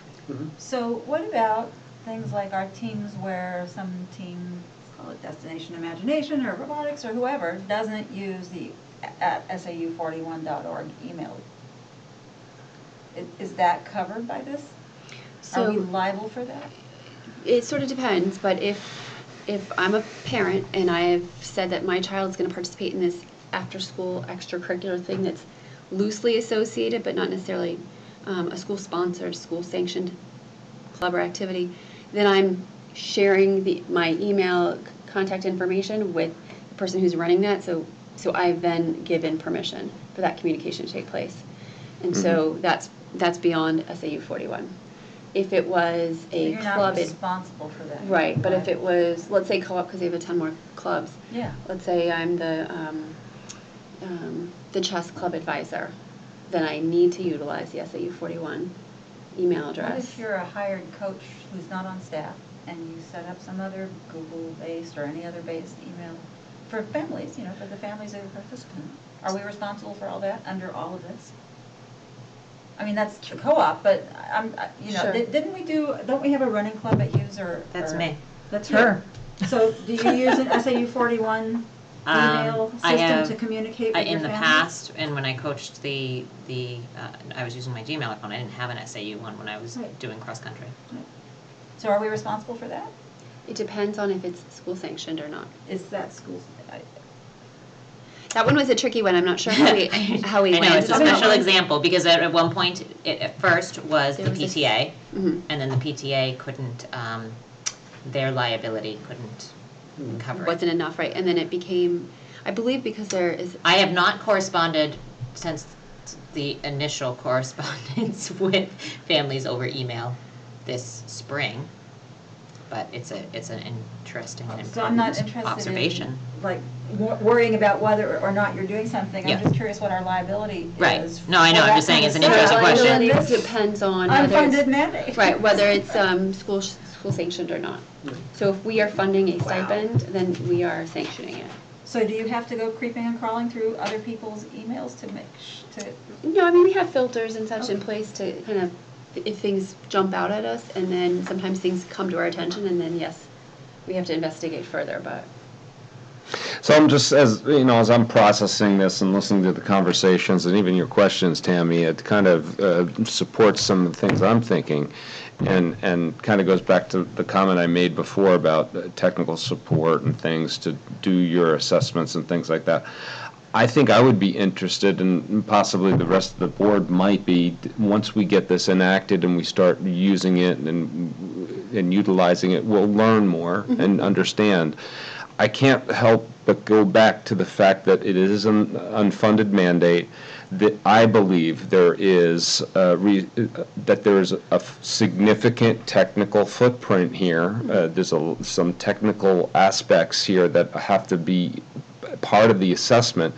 And if, you know, Rich has the resources he needs to really make this work, and so, you know, if we find that you know, there's some kind of additional resources, that's the kind of thing I think we want to hear, because this is a lot of work here. I can see the work, not only to make the document, but then to fulfill the obligations, to do those number of assessments.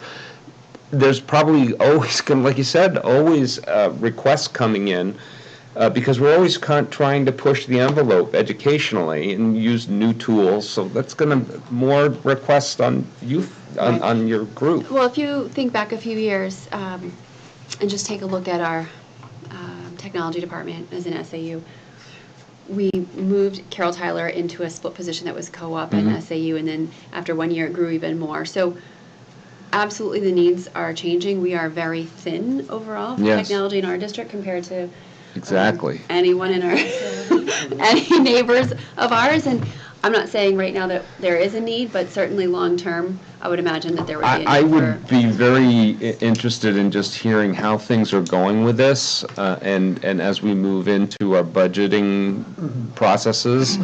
I just see resources all over this thing, that needed resources. What do you mean by resources? I'm talking about more hands and more maybe technical folks that can help. Human resources. Human resources, because Rich has a huge task. I mean, the investments we've made in technology across the SAU is huge, you know, for this community, you know, maybe not for larger cities, but it takes a lot of his time, and now we're asking him and others to do this extensive governance. And it makes me feel like, okay, while you're doing all this, what aren't you doing that you used to do? So that's why I just keep thinking that there's going to be resources needed here in some form or fashion. So I would like, you know, to hear if there is, and sooner rather than later, because we're going to have to start having those conversations. So I think by, you know, as we move in by October, we should have some mileage on this governance plan, I'm thinking. Yeah, I think that the big thing, you know, we're just trying to stay in compliance with the law passing this tonight. I think many districts are struggling with this. I think Gina's leadership has put us at the forefront, where people are looking to us and seeing how we're getting it done. But we also have it coming back up under deliberation, so I think we can start to gather data points throughout the summer, and then come back and see what this is doing to this district, because it may not be something that Hollis needs, it may be something that the SAU needs. Absolutely. Share, a shared resource. So we can stay very economical, but at the same time make sure we're providing the safety that our kids need. I do want to ask you, though, one more question, and that is, you know, one of the things that's most worrisome is a data breach, is some kind of ransomware thing. So if some kind of breach like that happened, this thing requires you to, with all expediency, determine, you know, what happened, right? So do we turn to an outside, you know, evaluator who specializes in emergencies like that? We turn to Primex, who's our insurance company, who has a separate branch that does nothing but this. They go from everywhere from the ransom to what you should do, to the strategies, to the police. So they don't just cover your costs, they have experts who come in. Correct. They will do the negotiation, do the whole thing. At least that, there's a safety net. Correct, and that is I'll tell you, a relatively new arm of Primex to respond to all of this. And you might have just seen in the paper, I think it was the Ware Police Department had a data breach Oh. just in the paper. So it's going on. I mean, so this is not a bad thing. It's just, I don't think people understand the magnitude. They thought it was, computers in Mr. Jones's class and that was it. So look, my kid's a freshman in college. When she was in 7th grade, there was two classrooms at the middle school were set up with Wi-Fi Mhm. as a pilot project. It's only 7 years Right. ago, right? Yep. And there was talk about we might get Wi-Fi in the primary school. Yeah. It's just mushroomed. So I know there's a lot of, Are you moving on? something? Oh, I was about to, but what I wanted to do is invite, there's a lot of moving parts here. If we have further questions that don't really inhibit approval tonight, I invite us to continue the conversation. There's no reason why we can't come back and talk about data security and as we move forward in subsequent meetings. Yeah. I think the key thing is that that we got to get this approved and get this enacted. I've been through the document last month and this month. I think it's something we need sooner rather than later. But I'm happy to keep the conversation going and the questions, and I'm sure as we move on, and go home tonight, there may be things that come to any one of us, and we can pass that on and get that. We don't have to wait till next You meeting. and the rest of the team for the work on this. I can tell it's not Yeah, easy this is work. a huge body of work for that. Call it Moby Click. Well, and our overall, our overall plan is gonna be a living document anyway. Absolutely. So Yep. as we come up with stuff, Absolutely.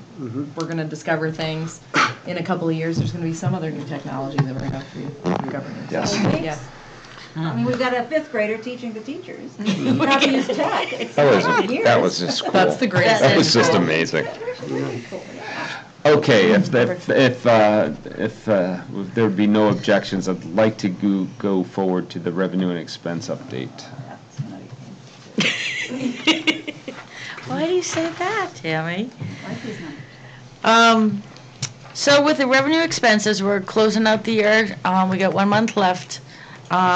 We do still have quite a few things that are in encumbrance. Some of them special education, some of them due to some work that we've put off little here and there. So these do include those encumbrances. When we do our August meeting is kind of when I give you the finale of the end of the year with true numbers and all of that.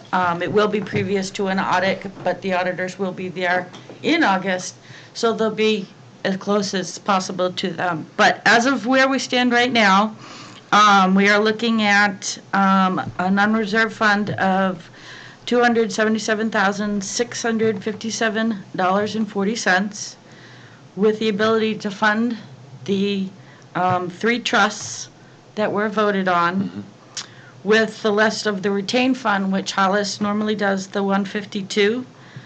You guys will be voting on exactly what that amount will be in August, and again, that amount could fluctuate a little bit to, depending on where we are with those remaining encumbranced money. So you may have some amount to either leave at a zero balance for the taxpayers or give some back, or however you'd like. Some of the major changes from the last time I sent this over or discussed it, utilities has always been a high number. I know that in the last time I discussed this, we were looking at those, I guess they're kind of widgets that were being attached to some of the units to find out where our demand charges were. Yes. They are all in place, so now we're trying to figure out and research that information. We've also been, Eric, who's the energy provider Eric Ryder from the town of Hollis. He's the chair of the Hollis Energy Committee, so he's an expert volunteer as an ad hoc to the select. He has been looking into the fact that the solar panels are providing us some kickback for the energy that we're using, that we may be able to be coded as a kind of a different user, which actually would be able to bring down our demand charges, which is, as Tammy said, and I said the last time, that is almost 70% of all of our bills is demand charge. It's ridiculous. So we're looking into not only researching what these things are telling us that are on all of the things, but we're also looking into how can we get away from these demand charges and what we can do as schools for other ways of just reducing our energy overall. The other, which we've stepped on a couple times during the evening, is the heater control got moved. If you remember the building improvements, that used to be a significant amount where we were over, but since 21,000 of it got moved to maintenance trust, that actually helps us out a lot in the end for this year-end budget. Makes sense. Any other big questions or concerns? I had one question around the retained fund balance. Are you saying that in August we may be voting on a 1/3 or around a 132,657 number? Correct. So plus a little bit or plus minus Exactly. a little bit, but are in that ballpark. Exactly. Where it's traditionally 152. Okay. Exactly. I'd just like to take a moment and thank Kristen. As you know, this has been a difficult budget year between special ed costs and the unexpected kindergarten teacher. These aren't where our traditional numbers are, but to be able to come out with 277,000, to the good. Yeah. And also understand that that's the largest maintenance trust number of 120,000 that we've had in a number of years. Because again, we have aging buildings, and that's why the budget committee asked us to look via the CIP to move some of that into H-step for that reason. Yeah. To get that number back down, which typically been, $80,000 to $90,000. Okay. So that really accounts for it. I want to remind myself that you had talked near the beginning of the year and throughout the year about potentially getting the kindergarten teacher, the extra teacher paid. Well, you had talked about possibly using contingency, so I'm pleased to see the contingency fund is essentially empty. Correct. No, we never came to, because, again, the tough part is that sometimes people read it, and you have to remember that we're finishing the year plus 277 and change. What gets subtracted out of there, what the voters approve, and that's where you cut the traditional unretained fund balance. So I just wanted to thank Kristen. It's been a long year, and it looks like we're going to do the same next year. Well, Okay. what's great is that you know that. We knew it last year about this time, too. What I'm saying is that the CIP, the capital improvement plan, is working. Oh, yeah. You're sitting here, I mean, used to sit in those chairs at board meetings where, that wasn't a comment that could be made, No. so. No, we're very happy with the progress we've made on our 5-year plans. So it's just catching up on it. And then with the board's chair, I'll go on to goals updates. Yes. Well, I just wanted to update the board. Brooke and I meeting this next Thursday with the town recycling coordinator, because we're looking, as you heard from Paula, the schools would like to do it more with recycling, but we'd like to tie it back into the town. Yep. So after we meet with that, probably in our August meeting, we kind of maybe want to look at adding a board goal around overall energy efficiency as well as recycling. Yeah, Okay. waste management goals, Yeah. reducing the cost of waste Awesome. management. Yeah, so I want to thank Brooke. She was kind enough to go to the School Boards Association conference on that, and then reached out to the waste management folks, and we were able to get a meeting together, and we'll see what happens. Yeah, so that's Very exciting. nice. So we'll come back to you on that. When we start to someday talk about that kitchen, Oh. people drool over the possibility of different potential dishwasher. So I just, She laughs. Yeah, I know. I just added it to the list. I have waste management recycling strategy. Then That pretty much SAU describe it? Yeah. building renovations in your packet. Let me find it. It is cost comparisons for SAU upgrades. Yes. Again, this is going to be a multi-layered project where we had funded, I want to say last spring, out of SAU maintenance or maintenance trust, the ability to start to do a study on the barn, on the SAU. To that, later on tonight, we're going to approve a facilities committee that'll have the authority to kind of take that study to the next round. But I wanted to provide you with the bond renovations. We're looking at office areas, a square feet of about 3,836 square feet in the existing SAU offices. The bond area is 2,967 square feet for a total area of 6,803 square feet.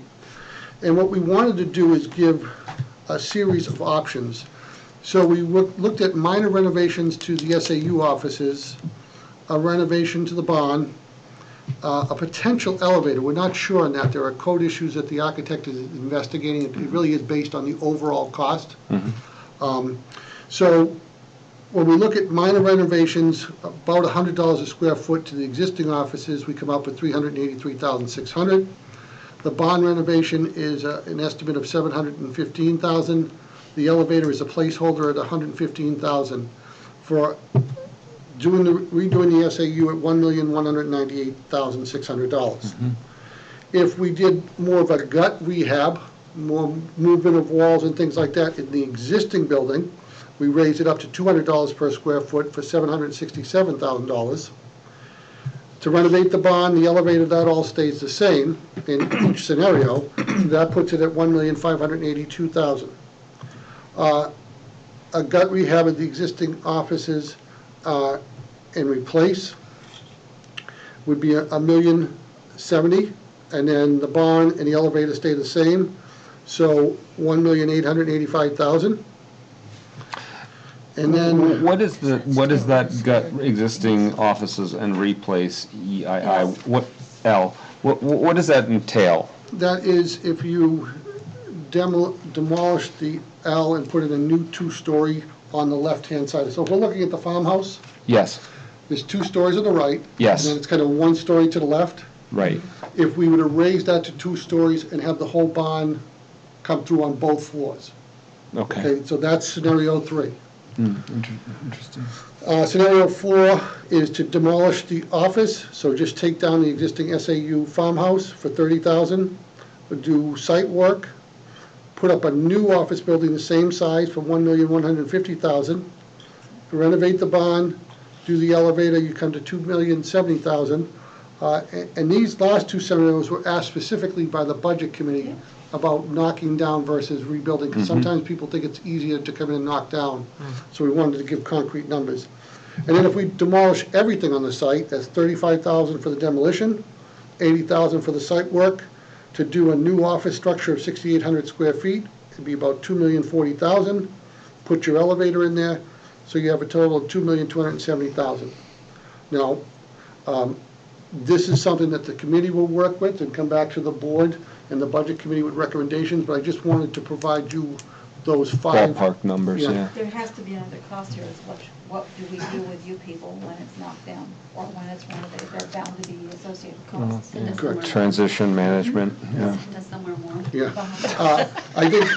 I think one of the reasons why we Work don't from the have that Bahamas. included No, I'm just yet. saying, when we Right. do this work, there has to also be the cost of housing you while any of this is happening. Yes, there's all That's that correct. I don't, work.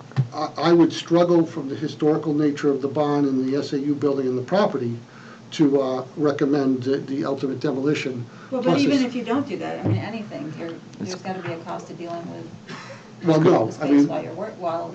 when they do the barn, we would just be in the SAU offices. And then move to the barn when they do the. Oh, is that the idea? Yep. So Shove we- Yeah. you all in the barn. Yep, That's fine. funny. I like that. Okay. How many, does it say how long, what's the timeline? How long the project? It's probably a summer to 5 months. Summer, 5 Yeah, months. so 10 weeks of a summer and maybe too much more depending on which Yeah. option we take. Because could you be housed in a school building during the summer? Yeah, we can absolutely make it work. I mean, there won't be much time where we wouldn't allow to be there, because really, the first plan, or options 1 and 2, which I think are more close to the reality, involves jacking up the barn, putting a real foundation under it, Stabilizing it. stabilizing it, putting it back down, and that kind of takes care of phase 1, because once that's stabilized, because it's got a great roof on, it's in good shape. Yeah. But I mean, if we're going to present these alternative scenarios. If the building's demolished, you have to have someplace else to work. There would be costs. I'm just suggesting that. You got a couple extra bedrooms, right?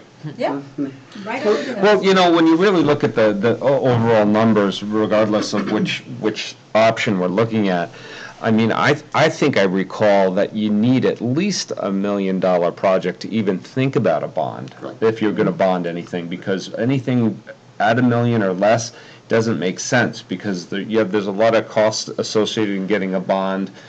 They run from 10, 15, 20, 30 years. So there's a lot of, you know, the bond is really there to really change something big, you know, like even build a school. So when you're talking about even at 2.2 million, or let's say 2.3 million, that's in bond magnitudes, it's a small number. And then I think our strategy is to, when we look deeper in the final phase of H-step and some of the other things, to roll that in. You know, maybe you get another million, who knows what it's going to be. But even at, then at 3.3 million, it's for bonding, that's a little bond, you know, comparatively. So it's good just to give us a sense of magnitude here and what we can consider and what we can do. So. And that leads us nicely, with the chair's permission, into the deliberations, because I want to personally thank Tammy. She had been on H-step and took it upon herself at the request of the chair and I to update our present facilities committee. So we have established a charge in there. I think it's very well done. It's very similar to what we did last time. It defines what the group is for. It defines who's on the group, as well as a starting point and a definite ending point. It is our charter. It worked very well. That committee then takes over what I'll call the day-to-day responsibility of the project. So for the next 6 months, it's getting ready to bring something to the voters in the form of a warrant article. If that warrant article was approved, that committee would now go from a study facilities committee to a construction committee and move into the next phase. So what we're looking for is, based on what's in your packet, to see if you'll approve the charter for the committee so that we can begin work in probably early August on this H-step, the barn, and some of the identified CIP items that the committee will bring forth.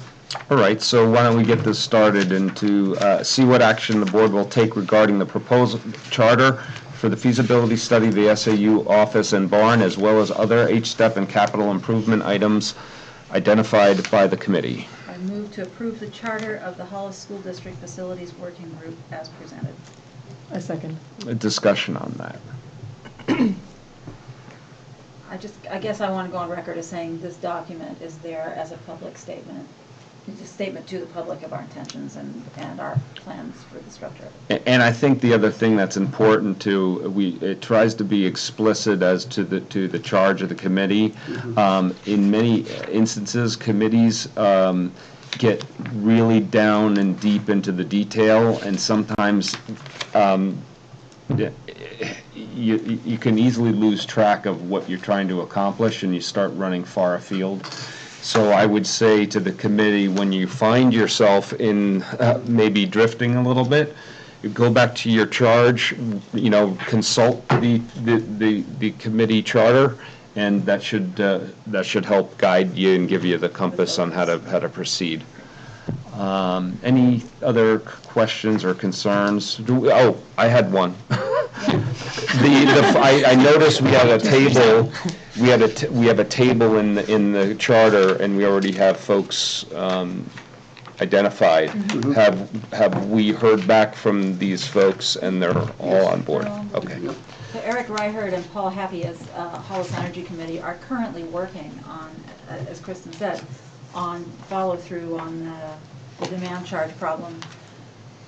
So they're deeply engaged already. Mike Levitt is a member of the Energy Committee. He is also an elected member of the Hollis Budget Committee. He served throughout the HSTEP project and is ready to rock and roll. And our contractors are on board, so and the rest of the staff. So it should be good. Not to take anything away from Dick Henry, but might he be available from time to time to bounce ideas off of? He's involved. Always. He is involved. I actually Yeah, spoke to he's doing Dick a ton of today. pro bono work. He's listed under the energy consultants, under Yes. lead contractors, along with Dave Ely. So Dick is going to be involved throughout the process. Super. Okay. Oh, yeah, it's right there, I see it, lead contractor, okay. Okay, any questions anyone else has? This is just more of like my understanding how these working groups form. This does not typically include seeking out people from the public to be serve on these? This is the working internal? group that's developing information Okay, to present to the board. So this is an advisory group really to the board, and the board makes decisions based on the information that the group, which includes these guys, yeah, brings to. This group has no authority of any kind to take any action, except to deliver information to this group. And as a advise group. us. And the board makes decisions. Okay. And part of that process, and it is mentioned here, is public forums. This is what we did with the energy. and that's all where the kinda public, our that's job. where the public Once gets there's a- involved. Once Yes. there's a Okay. That's our formulated job. plan, based on that draft plan, we'll have a public forum, which is a really open meeting where the public asks us questions, makes recommendations, stress tests our ideas, our presentations, et cetera. We might have 2 of those or 3, even the Energy Committee, we have 3 or 4, I can't remember Yeah. anymore. In order to, and they use this process after we did it here in Hollis with the co-op on the fields in the STEM Center. So that gives interested members of the public an Opportunity chance to to- really come in and help formulate Early in the plans. process.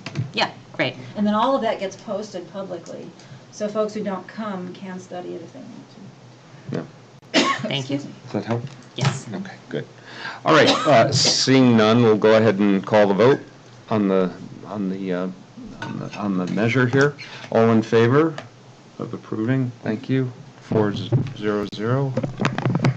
The next item is to see the action the board will take regarding the approval of the governance plan presented tonight. I think we've had a lengthy discussion. I absolutely agree with the board members that this is an ongoing and a working document, and it'll be updated and upgraded many times. And we will absolutely be coming back if it does require more staffing and resources. please. And keep you abreast of that. But we would very much like to be in compliance with the law and have you approve this policy tonight. Always a good idea. Yep. So I'll take a motion on I that. move to approve the governance plan for HB 1612 as presented. A second. Any further discussion? Seeing none, all in favor? Thank you very much. Like, check. Okay, to see what action the board will take regarding the policy memo submitted by the policy committee. I move to accept the third reading and adopt policy AC, non-discrimination. A second. Discussion on that. So I just wanted to start off, I know there's conversation about immigration or citizenship, and you don't see a change here, and the reason why is although immigration and/or citizenship is referenced federally in the New Hampshire RSA, it's not one of the recognized ones. So literally the categories here that we're listing are straight from the RSA, and since the New Hampshire RSA kind of dictates what we do, and that's what's referenced here, that is where we're going to maintain. The other piece of the immigration and citizenship, it doesn't apply to everyone, and it's based on whether or not folks actively seek naturalization is within 6 months of their eligibility. And then if they don't, then they're no longer part of the protected class. So I think potentially that gray area is why it's not referenced in the New Hampshire RSA, but we did have a lengthy discussion about those concerns that were brought forward. So. Okay. So what you just said Thanks. is that it's not that immigration status is not listed in the RSA. Correct. So what does that have to do with Hollis School Board policy? We can't add Why not? stuff. 'Cause We're required it- legally to follow the RSA. Yeah. And if we're Well, we're adding, following the RSA, why can't we do better than the RSA? Or let's just say Well, more. not to say that we wouldn't. It's just that we're referencing an RSA, and so we're trying to go.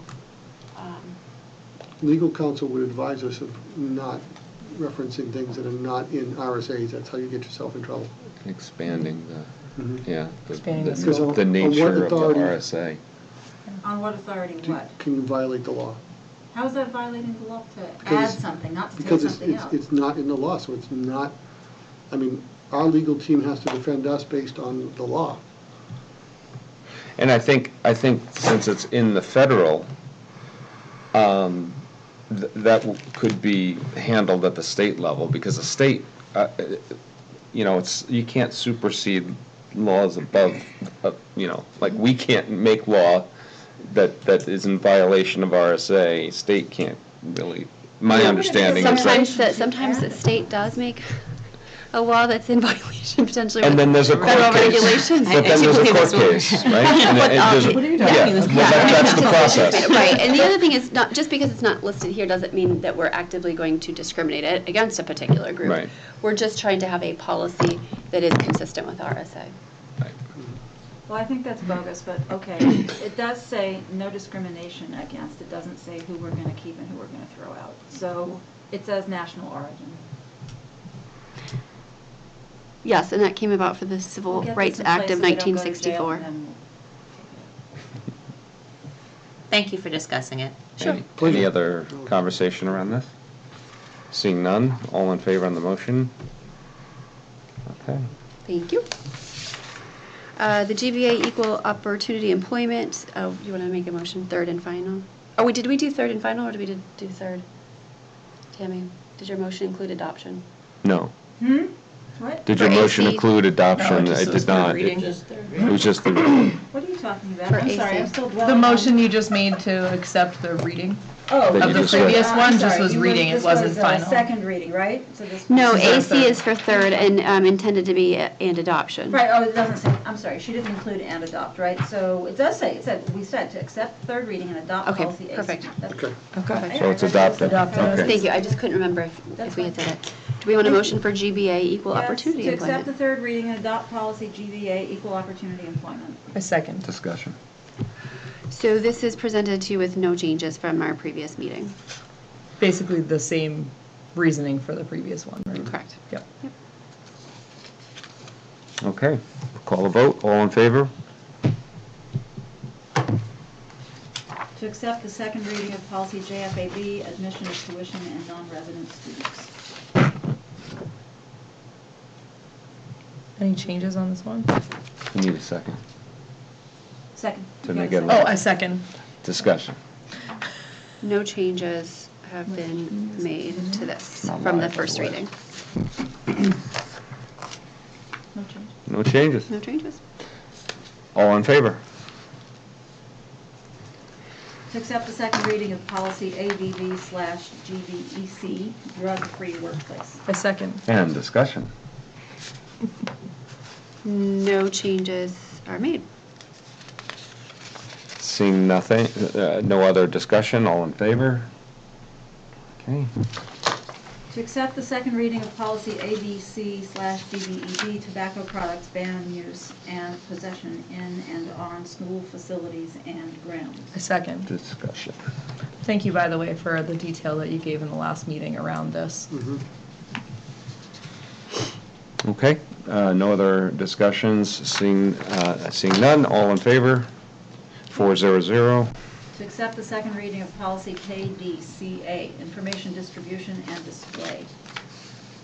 A second. Discussion. Seeing none, all in favor? 400. To accept the second reading of policy GCPA, reduction in instructional staff workforce. A second. Discussion. Again, seeing none. Wait a second, 2 seconds.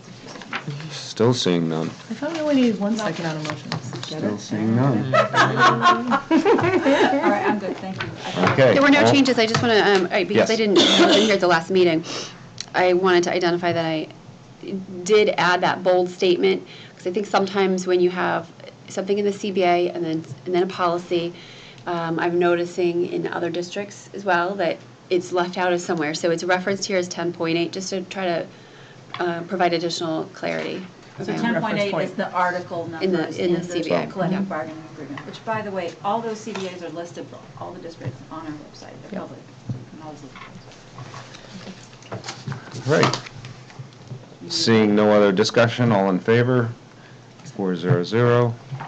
To amend policy DJ, purchasing, by inserting the following sentence. Quote, "No contract or purchase order is valid without the approval of the business administrator," close quote, and accept the first reading as amended. A second? Discussion on that. So I'll just add that these D policies that you're seeing are some requirements that we've seen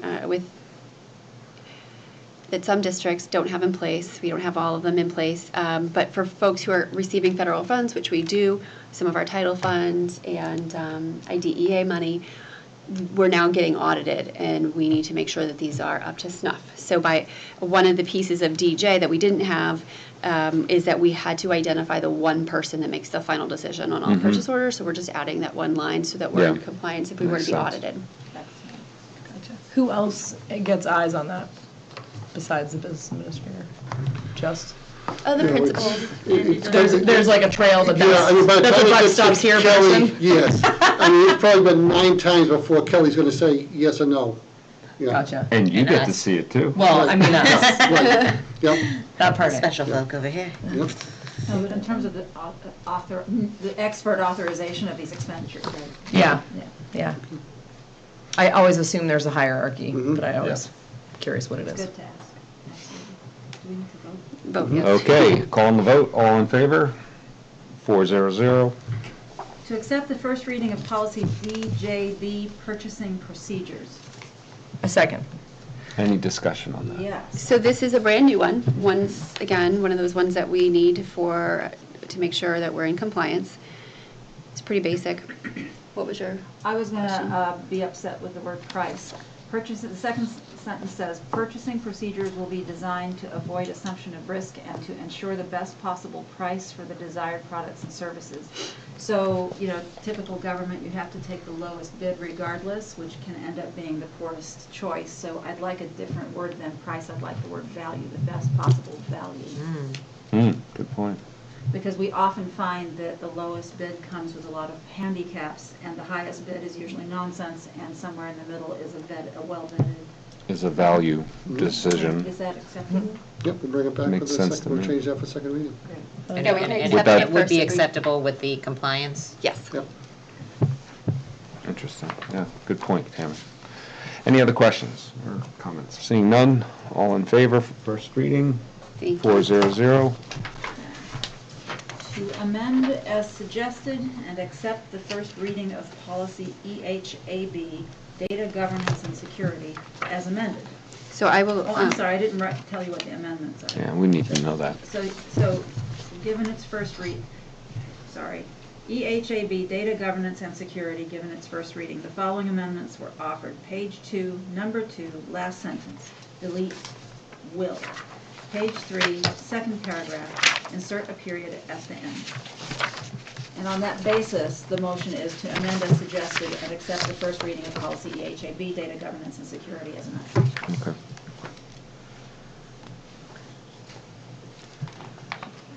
Do we have a second? Second, sorry. All right. I'm reading. Any further discussion on that? It sounds like the changes are more structural and grammar than any, spirit of the wording. Okay, seeing none, all in favor? 400. Thank you very much for that one. BEDG minutes, it says. The following additional amendments were offered. First paragraph, third sentence, correct the spelling of quote-unquote and. Third paragraph, replace quote-unquote 144 hours with quote-unquote 5 business days.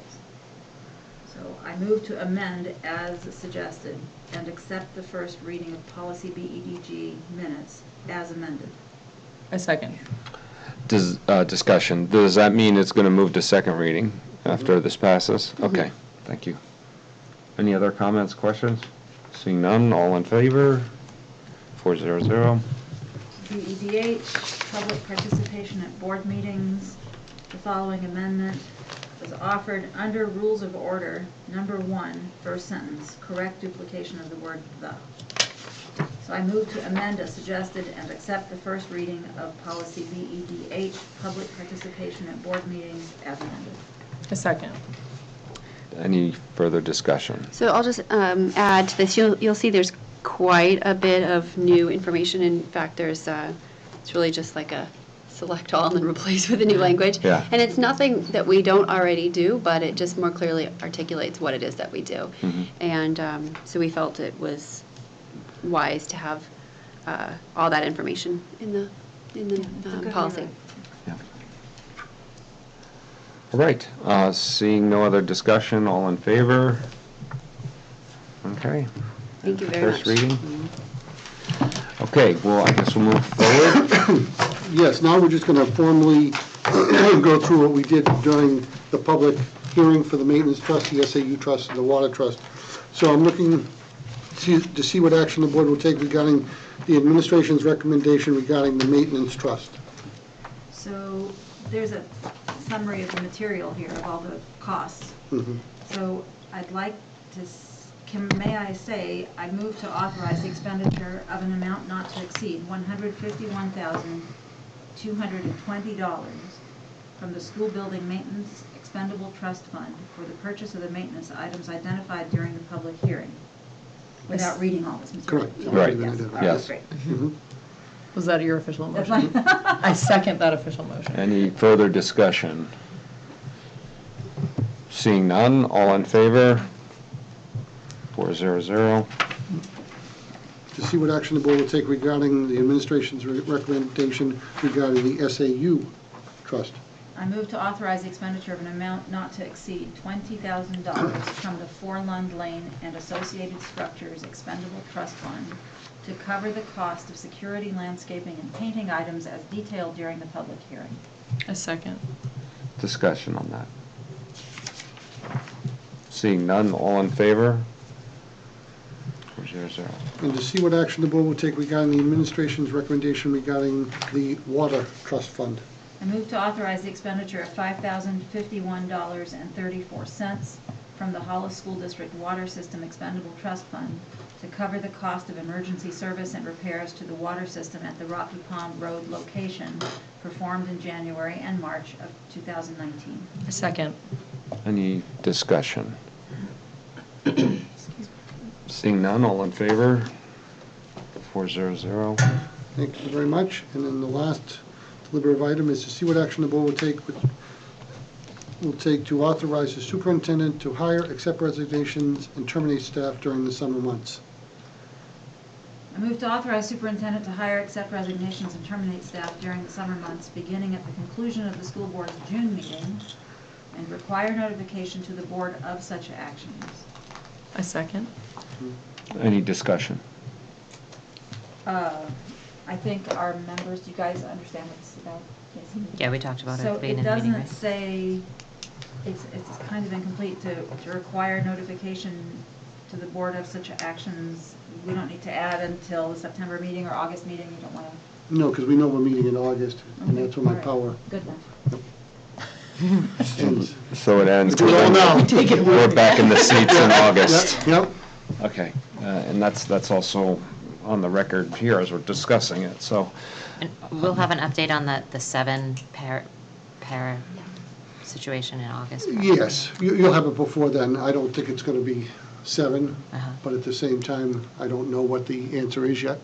Usually we'll get like a summary in mid to third week in July, just what's going on in July, and just to make sure that do we need to do anything, or we're good, and we move to August. Andy writes newsletters to the board to fill us in, and they're usually very informative. And the reason why is, I think when we first did this, some members had a little concern about not meeting once a month, and we said as long as we got some sort of update as to how things are going on, at that time we said, okay, we'll try it. So we tried it, and then it started. People began to feel that, hey, it worked well. It's a good practice to let everyone have a break in July, at least from our side of the There's just business. so much human resources shifting going on in the summer as families move in and register, as staff makes changes, et cetera. So just at these changes a year, they need to be able to move quickly. They can't afford to wait for 2 weeks, 3 weeks to get To hear from us, so. yeah. Perfect sense. Okay, any other further discussion or anything on the motion? Seeing none, all in favor? 400. Do we have a non-public needed? Okay, so I move that the board by roll call go. We do not, so I'll take an, Oh, we don't have non-public? I will take a motion to adjourn at How do 8:24. we not have a non-public? Really? That's amazing. Okay. Because our Keep the non-public. our superintendent doesn't require Facial one. exchange over here. I move to adjourn the meeting. That's non-debatable, all in favor? We're done. Oh, did we have, did we get that, did we get a silent second? I'll Tammy, second on it. that? I have a second. I was Okay. enjoying, like, at some point I'm gonna cut in and second something. Well, you didn't have my back on that one where I was reading something. I was like trying to make sure I was reading the line.